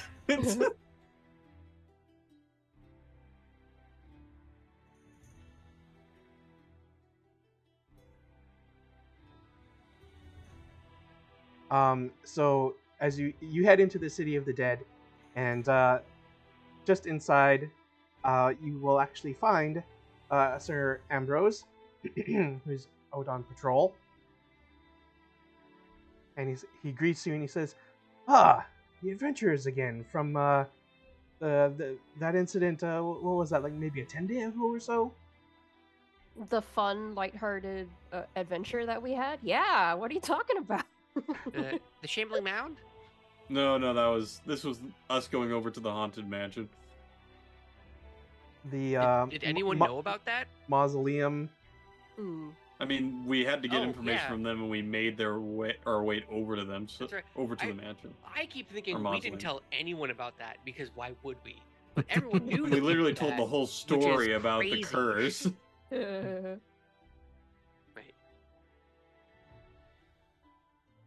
But yes, I heard that you had some new information for us. Oh, well, I guess you got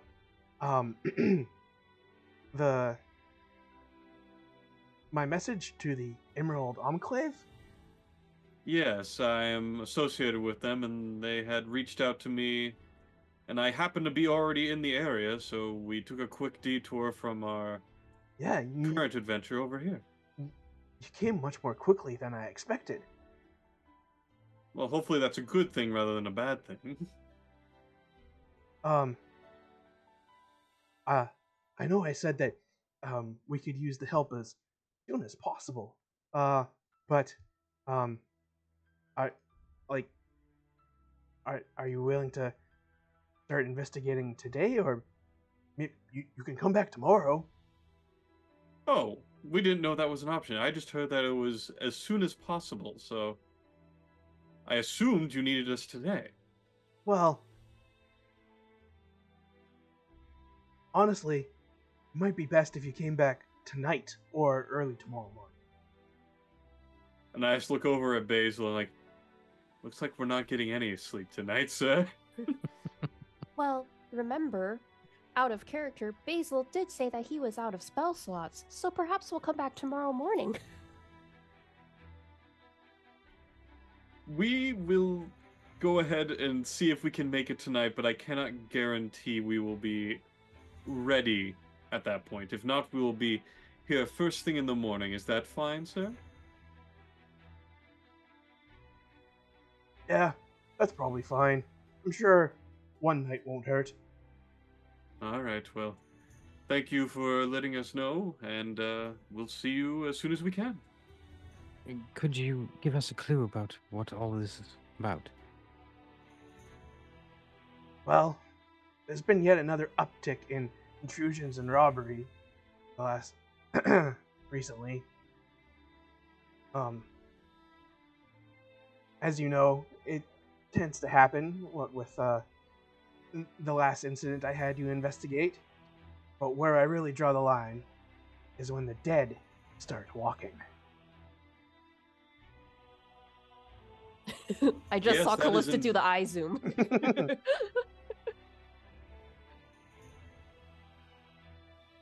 That's yes, that is concerning.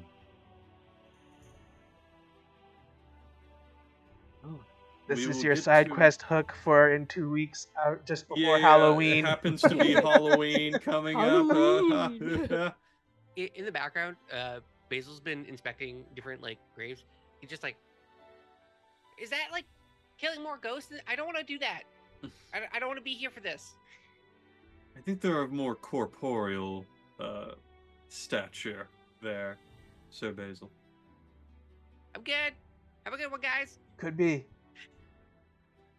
skeletons, zombies. There'll be a necromancer involved. Oh, that sounds extremely manageable. Yeah, sounds like a normal walk in the park for us, right? Can't poison skeletons. You can't poison zombies. You can poison a necromancer. So at least there's that. Yes. And you have acid, my friend. Do not forget. Acid on would definitely bones. burn bodies Ow. and bones. Acid on bones. Ow. And remember, in the worst case scenario, you can always vomit on them. Right. This is true. That's technically acid. Well, I think it's best we go ahead and head back to our current predicament. And I guess make our way to the C ward? Yeah, we'll be back for this tomorrow.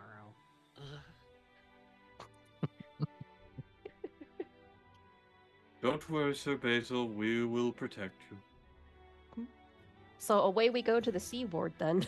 Mhm. Yeah, as we take off, you could barely protect yourself last time. What do you mean you're going to protect me? I'm sorry, what? You almost died. Remember? You looked at the ghost. It was really bad. Oh, you're talking about that incident. Okay, I thought we were talking about in general. Like, I've been holding my ground relatively well, except for that one night in particular. No, it was We a have really to bad. remember, that was a very bad night for everybody. It Yeah, no. wasn't just Cruz. Yeah, that's what I'm talking about. And you guys want to go back here and do more of this? This place is cursed. And then Peach puts a hand on Basil's back and says, "My father said that we must re-experience difficulty in order to become stronger. This is Ah, what we are doing. And then I go We are like, it'll becoming make you that stronger." much more of a mature adult there, Sir Basil. that's the playing into it correctly. Basil's like, yeah, I guess it's like vegetables and junk, right? Okay. Yeah, yes. Okay. You yeah. gotta learn to eat your vegetables, of And course. you guys couldn't go into this without your leader, so yeah. Yeah, know, of obviously. course. And Okay, Peach alright. I catches wouldn't on. dream of it. Peach catches on what's happening and he says, "Yes, you are 37 now, Basil. It is time to poison some necromancers." Just That's like my right. mom said, gotta put on my big boy pants. 37 now. Did you all have a bad time with some ghosts? Oh, yes, I was possessed. Really? Yes. Yes, I it was was knocked very on the terrible. floor right afterwards from Sorry, Peach being possessed. I misspoke when I said C ward. I meant dock ward. Oh, Oh, Dock ward. okay. We pretty much regale the worst version of events. yeah. Walking to All the Dock bad Ward. things. Yeah, so like Callista gets this impression that there were like 5 times as many of those glowing things. Instead of like 1 suit of armor in the crypt, it was 3. Everyone almost died multiple times. And I went ahead and that's where I got the sword. Mhm. Yeah, so Callista just has this impression of, wow, dang, this party is not equipped to handle undead at all. They are losers. And now It's- like that you're here, it'll be so much easier. It's actually good that I'm here then, if you are unequipped to handle the undead, because I'm very much equipped to handle the undead. Perfect. Oh. Is A it match because made of how in you are heaven. dressed? That could be part of it. Oh. I will have to speak to my father about this. No. But I don't think he will be happy.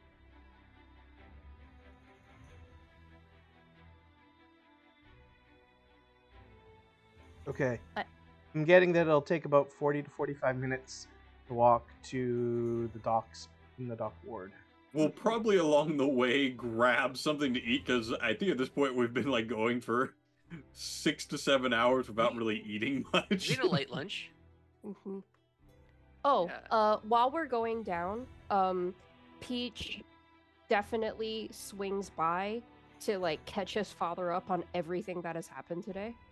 So Since far, we're in the area, you know. yeah, since we're in the area, and then he very shyly asks if he can maybe have some snacks, and then his father gets really grumpy at him and says he does not live here just to give him snacks, but then gives him snacks anyway.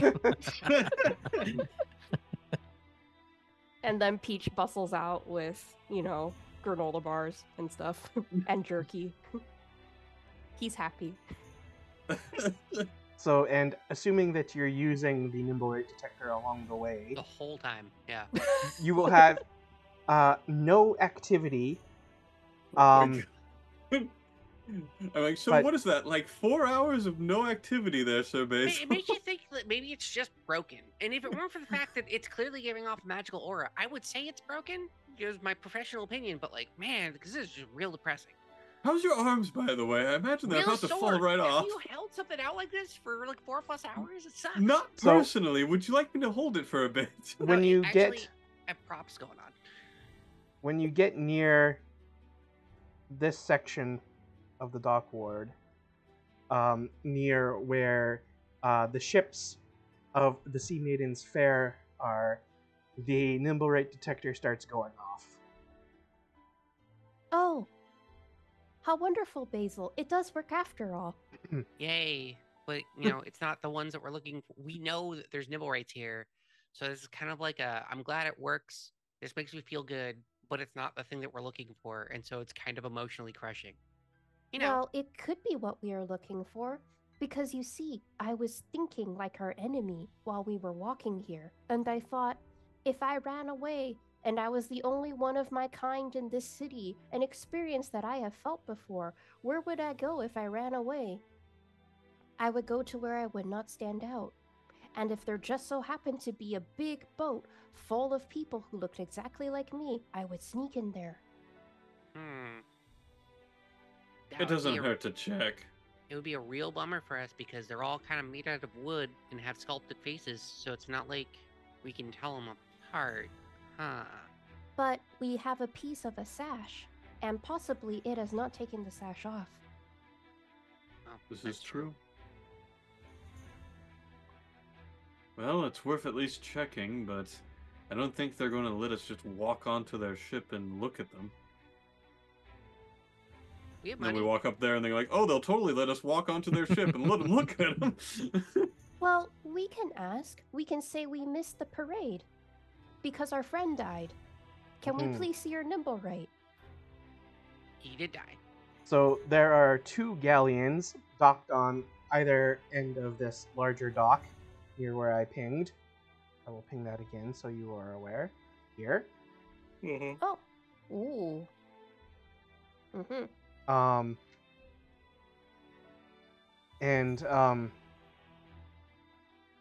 They you can see lots of activity on the ships as you near them, and they have their front ends towards the the city, and they have these elaborate, finely carved what's the word? Figureheads? Yes, figureheads. I love boats. So.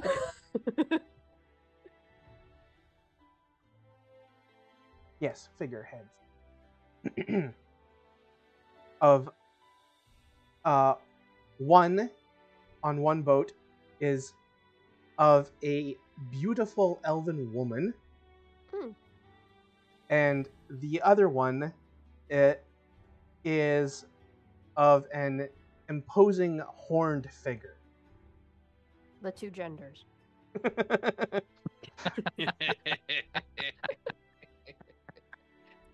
As you get closer to the ships, they even have their names emblazoned along the sides. The one with the figurehead of a beautiful elven woman is called the Heartbreaker, and the one with the imposing horned figure is called the Hellraiser. Oh. The Sea Maiden's Fair has a 3rd ship, even bigger than these 2, docked further out in the harbor. Okay. I imagine this thing is going off Or, like sorry, crazy. anchored further out in the water. Mm-hmm. Oh, okay. Imagine the nimble ride detector is going crazy right now. Yep. It increases in its activity as you get closer and closer to the ships. Mm-hmm. It looks like you pinged this dock, right? Oh, I'm not pinging. Hang on. This one. dock? Yes, that Yeah. is correct. As we approach, does it react more strongly if we go left as opposed to right, or right as opposed to left? You experiment, and it gets stronger in both directions. Okay. And it's weaker right in the middle. Okay.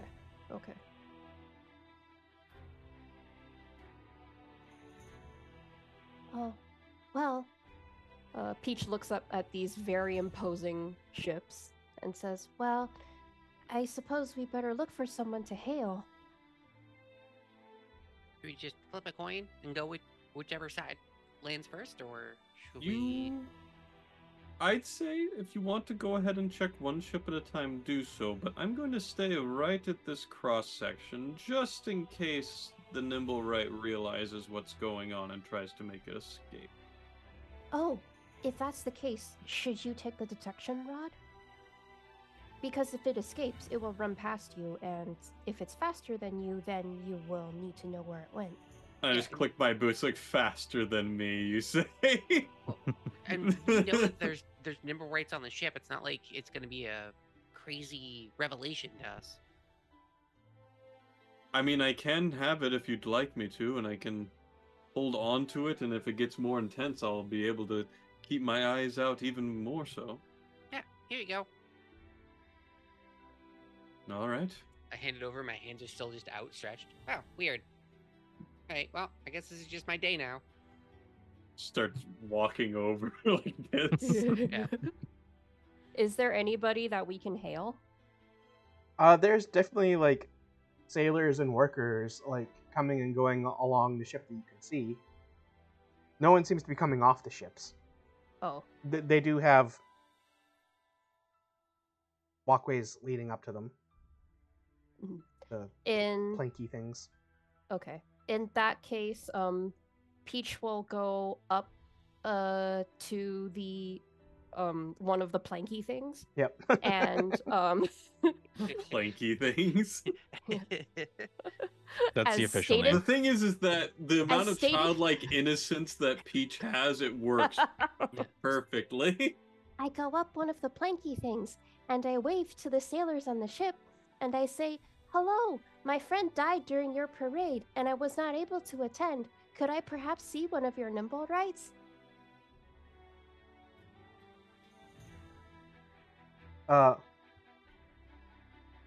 And like some of the sailors and workers just kind of like stop and look at Peach.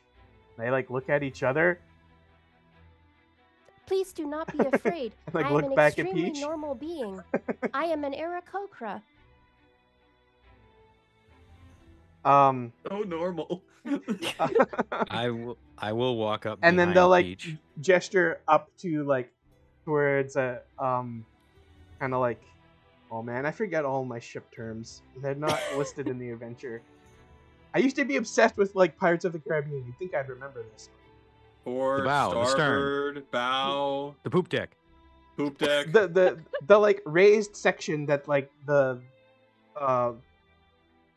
wheel is on. The poop deck. No, that's the lower section. That's We the can lower just say section. the I wheel. think it's Oh, is the it? Gesture up to bow, the if I'm wheel. not mistaken. Isn't the bow in the front of a ship? Oh, it was in the The front. raised part of the front of the ship? It's the Oh, main and we deck. got another raid. Hey, Oh, Zero. hello. Hey, thanks Hello, for the raid. raiders from It's Zeal the Zaddy. stern. Welcome to Arvin Eleron's channel. We are Community D&D with the Shadow Crew. We are soon coming to the end of our session, but probably in about 10 or 15 minutes. But thank you very much for the raid. I am Shadowed Mage, as you can probably see on screen. The rest of the crew is also Yoi, also known as Gubby, Hoodie from Oh My God, a Truck, Tilted from Tilted Gaming, and Drew the Damager. You can check us all out and our stuff from the Shadow Crew command, which I will I got chat it. right now. Or you got it. Okay. We lived as a team. Mhm. We live as a team. All right. And here's a description of our characters, very brief. Yes, thank you very much.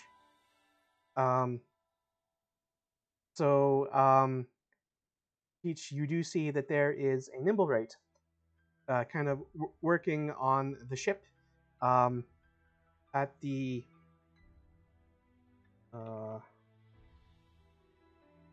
Stern. stern. Yeah, stern's where the Quarter deck. Quarter Yes. deck is where the wheel is. Stern is the back or aftmost part of a ship, or boat, technically defined as the area built up over the stern post. Yes. Mm-hmm. Stern is back all the side. way in the back. The back area of the ship. The backness. back area of the ship. Yes. Anyway. Also, the poop deck is the highest part of the ship. What? What? What? Yep. No, the poop deck's the low part. Yeah, I thought it was Nope, just the that's the main regular deck. part. That's the main deck? Yep. What? What? Have I been lied to my entire life? Huh. Well Because then. that's where the poop would settle, right? I don't think it's called. Okay, It carry on. literally, yeah, it's literally called the aftermost and highest deck of a ship. The more you know. So Peach goes up, And so you have to like work your way amongst like a bunch of like wagons and crates and other things that are all kind of like along the ship, because like it's like all their equipment for like a carnival. Oh, okay. Mm-hmm. Yeah. And then you'll get to the back section of the ship, and there is someone who kind of seems to be in charge, ordering a Nimblewright around. Mm-hmm. Is the Nimblewright wearing a sash of Gone, perhaps? It is naked. Oh, well, would that we all could be. So Peach goes up to the... Oh. Don't you sigh at me. Peach goes up to the captain, presumed captain, ordering the Nimblewright around, I guess. Okay. Is anybody else with me? Am I by myself? Yeah, no, Basil's probably there. She's Okay. distracted. And Callista's with me too, right? I'm hearing a change in music. Yes. Ignore It's gonna that. be jaunty. It's not battle themed. It's pirate themed. There's a difference. It's pirate themed, yeah. This, by the way, this is my favorite song on the album. All right. Sorry. Could you repeat what you said there, Yoi? So I go to the presumed captain of the ship. Mhm. And I bow most courteously and I say, "Hello, I am Peach Candleheart, and my friend died during your parade and I was not able to see a Nimblewright. So I have some questions about Nimblewrights. Could I have a moment of your time?" And like the guy who seems to be in charge kind of like gives you a strange look, and he says like, "Oh, well, Nimblewrights, yes, very fancy, very well made indeed, brought over from Lantern." "Oh, yes. Do you have a lot of them? I heard you had a lot of them." Well, we have the one working here on this ship. There's one working over on the Hellraiser. Or no, wait, did you go on the Heartbreaker or the Hellraiser? I think they're on the Hellraiser. Okay, I think we went on the Hellraiser. there's also one over on the Heartbreaker. And there are two more out on our master's ship out further in the water. Oh. Then that is not very many at all, I suppose, because you can count them quite easily. Do you perhaps happen to have gotten an extra one over the last couple of days? Not that I know of or that I've seen. Oh, because, you see, we lost a Nimblewright, and we are looking for one. You lost a Nimblewright? Yes. It was very scared and it ran away, so we thought, oh, perhaps it went to make some new friends. Tell me, what did you say your name was again? My name is Peach Candleheart. He thinks very hard for a second. Peach Candleheart. Is your father Oleander Moonfall? Yes. How did you know this? Well, we have had dealings with him. Insight check. Insight check. Um, 1,000 insight checks. Anyway, you you should be meeting our master, Zardoz Zord, out on his ship. No! I just. So Are is you that serious? Ship, is that ship also an H name? I'm so curious. The references in this session. What is the name of his ship?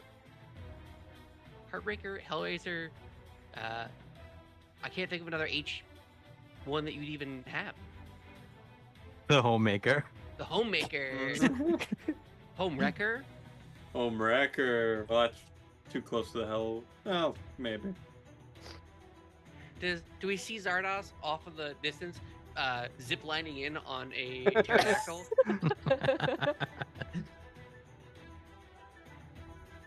Oh, it's the eye catcher. That's Of doesn't go with course the it theme at is. all. What? Unacceptable. Unacceptable. And then like the captain of like the ship will like wave over to some people, and like they start like bringing up like a dinghy next to the ship, next to the dock, in order to send everyone off to go meet Zardoz Zord on the eye we're not catcher. going now. Oh, Yes. all right. Oh. I take out a message stone. And I say, Cruz, we're going out in the water right now, and I just And toss like it at him. because like he's also been talking like on his own like sending stone. He's like, yes, Zardoz Zord wishes to meet with you and dine with you. You must accept his invitation. So Peach was not suspicious at all until the dinghy started coming up. So I am insight checking as well at this point. I mean, what are you insight checking for? Was this man lying about his association with my dad? Was he actually spying on us, and that's how he knows? Like, am I some kind of person of interest to him? Like, basically, is there something nefarious going on? The moment it was, I know your dad. It was like, is this guy a criminal? That's the first thing that flashed through my mind. So Cruz stayed back on the dock. Did someone Yes. come with Peach? Yeah, I came. Okay. All of us came with Peach besides Cruz. Right. Okay. So I was sitting at the like in between bit where so Okay. that way in case if something escaped I could actually catch it right away. No, I sent a message. I threw my message stone to you. I It just says, all of a sudden I "We're see something leaving." coming out like, oh, Hey, what's Chris. going on? Chris, we're leaving like You right could- now on the Okay. ship, so you might want to come with us. He's Oh. right there. I could see him from here. You could just call down to him. So Peach, all you're able to tell, Why? is that he isn't lying, but something does seem just a little bit sus. Give me also a perception check. Another one? Yeah. Okay. I Well, bump into this is Peach. perception, not insight. I Oh, bump into okay. Peach and I give guidance in some capacity. I don't know. Maybe you do your blessing. Okay, so that's a 16 for Peach on the perception. Okay. Something about the facial features and the eyes of this captain seem vaguely familiar, but you can't quite place them. Oh. JB never caught you, son of a gun. I desperately want. I want a metagame. Detect magic so hard right now, but I'm not going to. I'm gonna sit on it. Okay. Is that it then? Are you getting on the dinghy? Okay, I don't think Peach has really encountered anything that would make him super suspicious, and like, the worst that can happen on the boat is that, like, he gets naked and flies away, so he's not too concerned. He will get on the boat. I'm literally just like, but the whole point was, why are we going on a boat?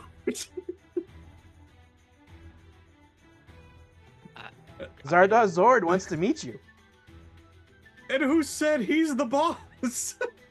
This guy did. That's great. I guess we're going now. Yeah, no, that's why we're on the boat. Of course. And then Peach says, "Please listen. That man said that he knew my father. I wish to know more about this. I don't think my father has ever spoken to me about, well, working with a carnival. He Oh, has is he worked like- with many captains, but he never mentioned a carnival, but it is true that he doesn't have to tell me everything about his life. Just a quick question of Basil. Do you happen to have like a spyglass or something of that extent? Yes. Okay. Yeah. I'm gonna ask for that immediately as we're getting Oh. on the dinghy. Okay. I start pulling out the entirety of my crossbow. All right. Here. Yeah. You hold it up and you look down it like that. Perfect. I'm literally gonna be looking down at the dock the entire time we're making our way over. You're Oh. just aiming at like the rowers' heads the entire time. I've got an objective here. You guys aren't stopping me from this. Okay. So do I see anything happening at the dock, like a Nimblewright leaving a boat? Nope, Okay. you do not. So Okay. now the dinghy brings you over to the eye catcher, and they are able to hoist you up onto the ship. And then some of the crew and the Nimblewright escort you into the private dining quarters of Zardoz Zord. Is this Nimblewright naked? Yes.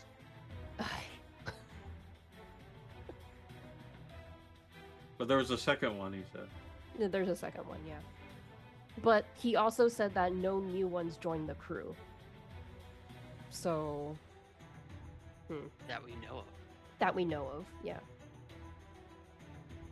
Is that dude that brought us here? Is he with us as well, or did he bounce out? So My the goodness. captain of the Hellraiser stayed where he was. Okay. There was some different people who brought you over on the dinghy. This man needs a definition of clothing.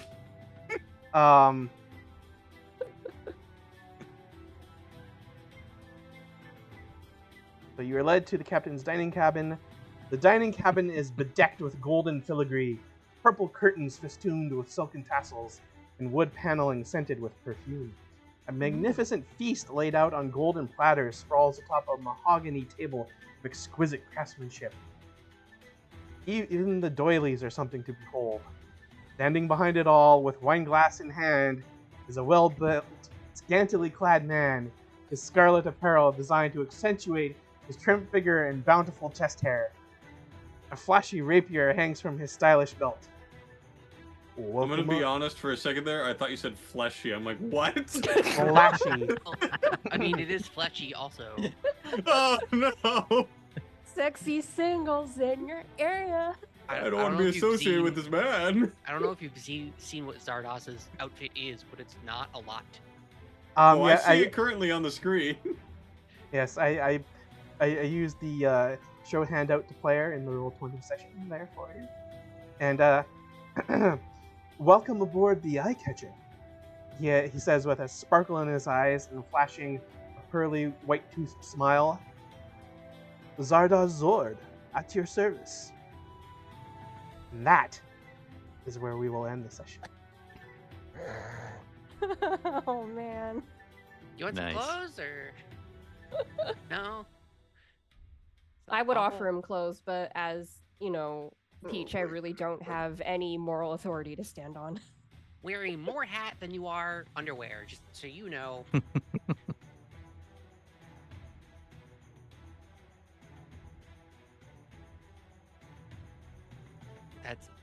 That's what we're gonna open with on Halloween, huh? I Yep. can't wait. Yeah. All right. Yeah, it's gonna be, I don't even know if we're gonna be able to get to where we need to be Get for to the- Halloween. Get to the actual Halloween part of the Halloween session. Yeah, we're gonna be Yeah. like, hey, City Watch Guards, sorry, but we got delayed by a very scary man. By a Very sexy pirate. scantily. Uh-huh. Yeah, okay. Sexy is a Yeah, no, questionable. We're absolutely going to spend all of next session talking to 1970s Sean Connery. Of course. And sexy, by the way, is a state of mind more than it is a physical representation. So Exactly, just like Dark Souls Naked Rolling is a state of mind, not a state of clothing. It's a trance-like state where Mhm. one becomes perfect in all things and achieves nirvana. Exactly. Yeah, he's the Mahatma Gandhi of sexiness. Oh my god. Why put those two together? What? It makes a lot of sense. Enlightenment. No, that's totally. For sexiness. I don't know. Makes sense. Well, we didn't get a TPK today, but No. we got something close in our hearts. I enjoyed the Masamar. That was really what it A was. TPC, a total party crotch? Is that what happened here? Because I think so. I think it was more of a jump scare. Yeah. Yeah. Yeah. I think I need to play a Jarek-like character in whatever campaign in D&D I do next, because Jimbro Necromancer is just too good to not play. Instead of actually He's like doing the technically a instances and Jimbro everything, cleric. instead of doing the instances and everything, I always am just thinking he's just lifting the guy up, slapping some holy magic into the center of his chest, and wakes him up. I do like the idea of trying to make like a Jimbro wizard where it's like telekinesis and catapult and all that stuff, where it's just him throwing things really hard, but you're using magic spells. Prepare for the bench press of life. Oh my god. I again did not estimate correctly how much I thought you would get through. You also did things a little out of order, because I was expecting Zordon's Zord to happen earlier. Yeah. Well, you suggested that we go talk to dead people, so we were like, yeah, okay, time to talk to some dead people. And then You and always then we gotta immediately figure took a we're gonna detour take. in the City of the Dead, and that was probably a waste of like 10-15 minutes. Yeah, you always gotta figure we're gonna take double at least the amount of time that you think we're gonna take. My favorite though is you drop the name of the Sea Maiden, and then I forget who said it, but someone was immediately like, "Well, we shouldn't go there. That's not anything that we're looking for." And I was like, "Okay, you're right, yeah." I mean, there's no saying that we can't have like a Friday session next week. I was going to be very sad if you just like skip the whole go investigate the ships or not. Like if you skipped investigating the ships, because I was like, I really want them to meet Zardoz Zord. we got there. I mean, you don't put a character like that into a module and then be like, yeah, skip that one. So he's a character. How many Sean Connery references have there been? At least Well, there was Red October. And then this one. Yes. In this session, that I think. And were we missing one? Wasn't there a Highlander one at one point? Yeah, there was one. I forget what session it was, but there was one earlier in this campaign, I think. We were joking about him being a Spaniard from Scotland. Yeah. No, I said it in the beginning. Yeah. Oh, yeah. Well, we talked about that before too, because I remember that coming up distinctively, because it's just such a funny thing. There is technically a James Bond reference you may not have realized. Oh no. Uh-oh. Were two people playing High Lie? It's was it the casino one at Nope. Oh, okay. Because I was like, we had to do an entire hullabaloo in a casino where someone got his head chopped off. Yep. But then magically revived. There are a bunch of Sean Connery references that all wind up leading towards a certain character. Is this like a Beetlejuice thing where the more we run into it, the more it's gonna happen? If we as the characters discover the name Sean Connery and say it 3 times, does that end the questline? And then we have to physically fight Sean Connery as a D&D character. Oh my god. Anyway. Drew. Yes. What did you think of tonight's very exposition and roleplay heavy section? And do you have anything else that you maybe want to talk about or plug? No, I just need to kill a spider. No, that's fine. Oh, There we go. that's Okay. It was freaking me out. Spiders, perhaps also relevant. Uh-oh. Jiggly? Sean Connery is a spider? Oh my god. he was a follower of Lolf. I knew it. Okay, but fighting Sean Connery as the final boss of this campaign would be great. That's an idea for you, Shadow Mage. And he's literally on top of the, what was it? The Scarlet what? Marpanoth. That's it. It's just he doesn't look strong, but you know if you took a punch from him, it would be insane. Mm-hmm. Yeah, of course. Perhaps I will not say any more. Save yes, it for later. I had a wonderful time. I always have a wonderful time with these wonderful, lovely people. I'm very much looking forward to the next episode, especially looking at the spell list that I had prepared. Mhm. Because I got a lot of RP stuff prepared that I can't wait to try out. Perfect. Okay. Are you sure you don't want any undead fighting spells? Oh no! Oh no, Drew froze. Well, It's Sean Connery. We lost Yeah. him right at No. the end. No. what can you do Someone about should have that? given him a bag of peas. It was Sean Connery coming out and getting him. No, Sean Connery damn came out it, of his Sean computer to tell him to Connery. stop. No, Drew. He's just stuck. He didn't even drop yet. Oh, Oh. He's back. He's back. Yay! but You're now muted, though. but now there's no mic. There we go, because There I'm we go. muted. All right. My internet connection was unstable. Yeah, there's been a lot of that going on lately. Yeah.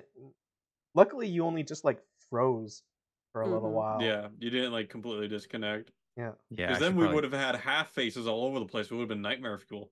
Yeah, right. Spooky. Perfect for Halloween, but we're not there yet. There we go. Now I closed out of a bunch of stuff. Maybe hopefully that'll work. All right, so yeah, I had a bunch of RP spells locked and loaded, and I do have some stuff for turning undead, but that's always there. So Yeah, I and we can't did wait. say that we would go in the morning, so you can reset your spell list anyway for undead fighting. Mm-hmm. Since True. Basil's burned out on all spell slots and stuff. Having 4 is not fun. I know And- the feeling. By the way, if Peach wants to know the connection between Zardoz and Oleander, I have Zone of Truth prepared. Oh, So I'm just saying. And I can Just just saying. poison him. I just guys, I like I know we as characters don't know this, but if personally someone got all of us together and then said, "Hey, you're gonna have to poison and also Zone of Truth's John Connery," I'd be like, "No, thank you. I don't want to do that." But if you're with us, it's like, yeah, let's get it. We're reenacting The Rock. That's all it is. You just poison Sean Connery, and then he'll tell you the truth. Yeah. What's going on with your streams, Drew? Oh, I will be streaming. I did not stream last night, so I'm going to do a makeup stream probably Friday night where I will be playing the original Legacy of Kain Before So- the remaster comes out? before the remaster comes out as a lead into the remaster. Nice. Yep. Because funny enough, when I started streaming 2 years ago, that was my plan. I was going to start by playing through that entire series, and I never did it until now. So took me 2 years, but what are you going to do? So yeah, you can catch me over on my channel, Drew the Damager, on Friday night. All right, cool. Tilted?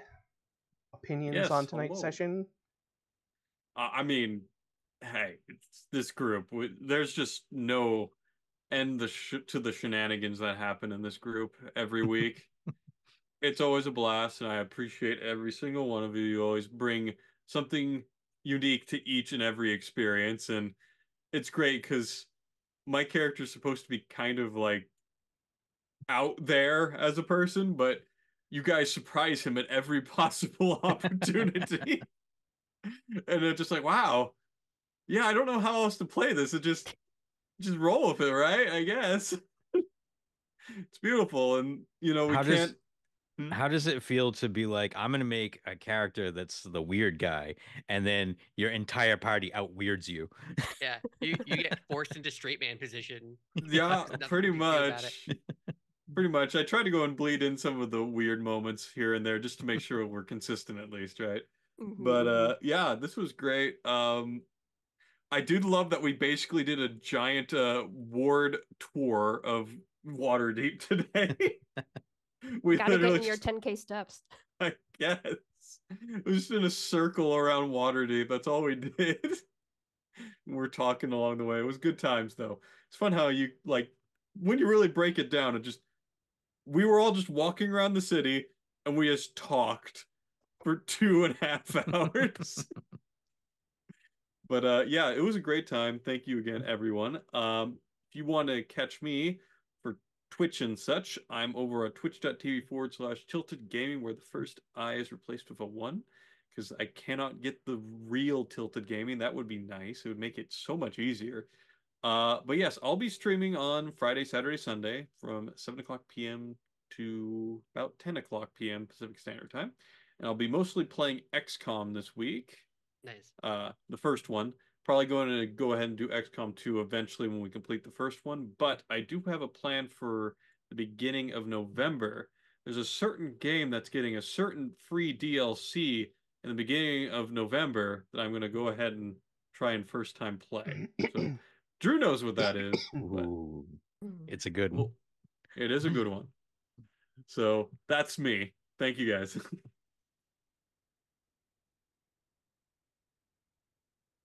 Any games? I can't whittle it down in my brain. It's gonna bother me. Well, how about you chatter some nonsense at us then, there, Hoodie. Okay.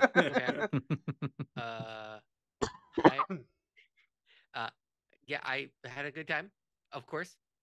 It would be wild. First of all, it would be wild from like a social standpoint to go like, I don't know, I hated it tonight. I don't know what to say, guys. And just sit there very sullenly. It would be wild, but I had a great time. Well, it's just I would hope if that was the truth that someone would actually say it. God. That's my innate fear also as like a DM. It's like if you're not having a good time, please bring it up. Yeah. I want to change it. So yeah, there's never been a problem. It's so much fun to cause mischief and nonsense and just get into wacky situations. It just feels good. Feels good to be a part of like the goof troop, basically. Yep. And that'll forever be what we're known as here in our channel. The Goof Troop. Yeah, I stream D&D. I haven't. I want to. The Curse of the Missing Idol sequel's coming out. I have to play the first one, and I said I was going to play it on stream, so I have to at some point return to streaming so I can play that game, so I can play the second game. So at some point, I'll return, but I don't know when. Okay. Well, Yoi, thoughts, opinions, anything about night session? 2 weeks is too long between D&D. I dearly, dearly, dearly miss this group, and it's unique. I can't even say goblin energy because I think we just transcend goblin energy. We transcend gremlin energy. It's the Massamar difference. Yeah, it's the Massamar diff. I think we reach like 5 apples in a bag kind of energy where What does that even mean? it means like when you're going grocery shopping and you have a bunch of apples in a bag and you have to figure out how to put it into another bag to carry away, but it's all like I It's can't. 5 apples. It's a lot. Yeah, it's 5 apples. It's not going to stay secure. It just like does all of this and stuff, and you're like, and you're just crying and lying on the floor. I don't really understand the analogy, but all I can think of is that why can't I hold all of these limes? Yeah. Yeah, it's like that.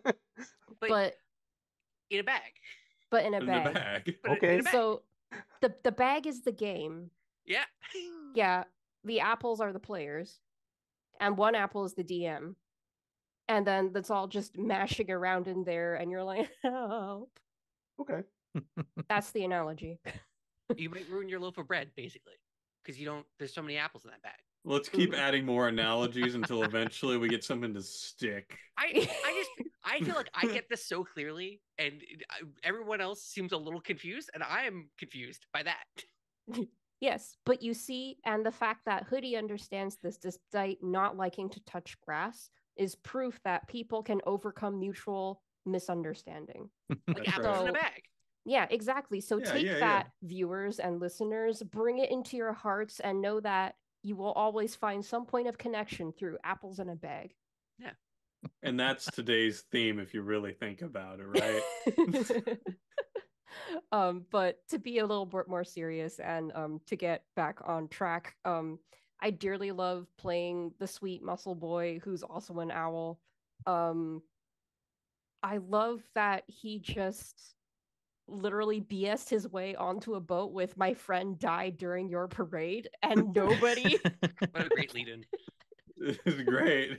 Yeah, so I love that for Which us. even actually isn't true because the parade was like 50 days ago. Yeah, so we Yeah. just So long conveniently lied on top of that. Yeah, it's fine. Yeah. So I just imagine that he's just gonna stick with that story if we decide to question Zardoz Zord, which is unbelievably funny to me. Well, the hilarious part was I walked up behind Peach because I was like, there's no fucking way that these sailors are going to believe this bullshit story. So I need to be there to like, because they're sailors. So I'll like shake my ass and they'll let us on the fucking boat, you know, like whatever. And I was Right. coming up with Sexy signals in money your area. behind the booty. I was coming up with money. That's I was following up with. And that's the two things they really want as pirates, honestly. Yeah. They want Yeah, the two booty and booty. forms of booty. But they just let us on the ship. So I was like, all right, I guess we're just going on the ship. Cool. Although I definitely interpreted it is as like they're sailors who are not paid enough to deal with an owl person coming on board to say my friend died during your parade. They're like, the boss can deal with that. I'm not. I'm out. Yeah, I that's imagine exactly it. Peach walking into a Target and being like, "Can I see all of your summerwear? My friend died and I didn't see it." And it's the Target's guy is like, "I don't get paid enough for this. Of course, come on back. I don't care." Yeah, so it's great. Anyway, I'm really looking forward to the Zardoz Zord conversations for several reasons that I will share with the DM and then in the postmortem after we finish like this campaign. But yeah, I'm looking forward to it a lot. Interesting. Hmm. Okay. Yeah. So next time will be Zardoz Zord, and then hopefully Halloween shenanigans with dead who are walking in something or other like that in the city of the Yeah, dead. you know, like Halloween does. Yeah. Day of the Walking Dead. And you have a good time, Shadowed. Yes, I had a Yes. good time. Did you have a good time with the bag of apples? Sure. Major sailor on a boat energy. I Now we mostly just gotta swap the apples for oranges. Then it'll be perfect for sailors. I had fun, trying to, communicate with like Nim, who can't speak and has sign language, and Valletta, who's just like fed up with his shit. Yeah, I really liked Valletta. And then then the Jarek with Massamar. the Massamar, where he's a gym bro mixed with freaking Jalister. And Okay, then but now we need like a personal arc for Jarek where he like levels up from gym bro to personal trainer. Like we Oh need my to see God. that. No, he needs to be there with Liv, and they're just working out. Mm-hmm, He has a whole life coach arc. mm-hmm. and then finally Life getting coach for the ghost. He's the afterlife coach. Oh my because god. he's a clerik. Oh my my god. God. The afterlife coach is actually brilliant. Okay, well, it's I- gonna be canon at this point. We're going for it. Sorry, I Shadow's even interrupted up for it. I Shadow. have a feeling. He uses the taverns like midweek at night to host an afterlife coach session for a bunch of Mhm. ghosts Mhm. that we can't go down and see or else we'll die instantly. Yeah. Yeah, and then I finally got to introduce Zardoz Zord. Yes, you were really hoping to get it done today. I was. Sorry it took you 21 days to introduce Zardos. Um, that will be next time. And of course, I am Shadowed Mage. I do some streaming on my channel, usually on very late on Fridays and Saturdays. Check that out if you want. Lately, I've been playing Tomba Special Edition, which came out on PC and also other modern consoles. And then after that, I will likely be playing The Quarry for Oh, nice. But yeah, thanks to everyone who came and watched us tonight.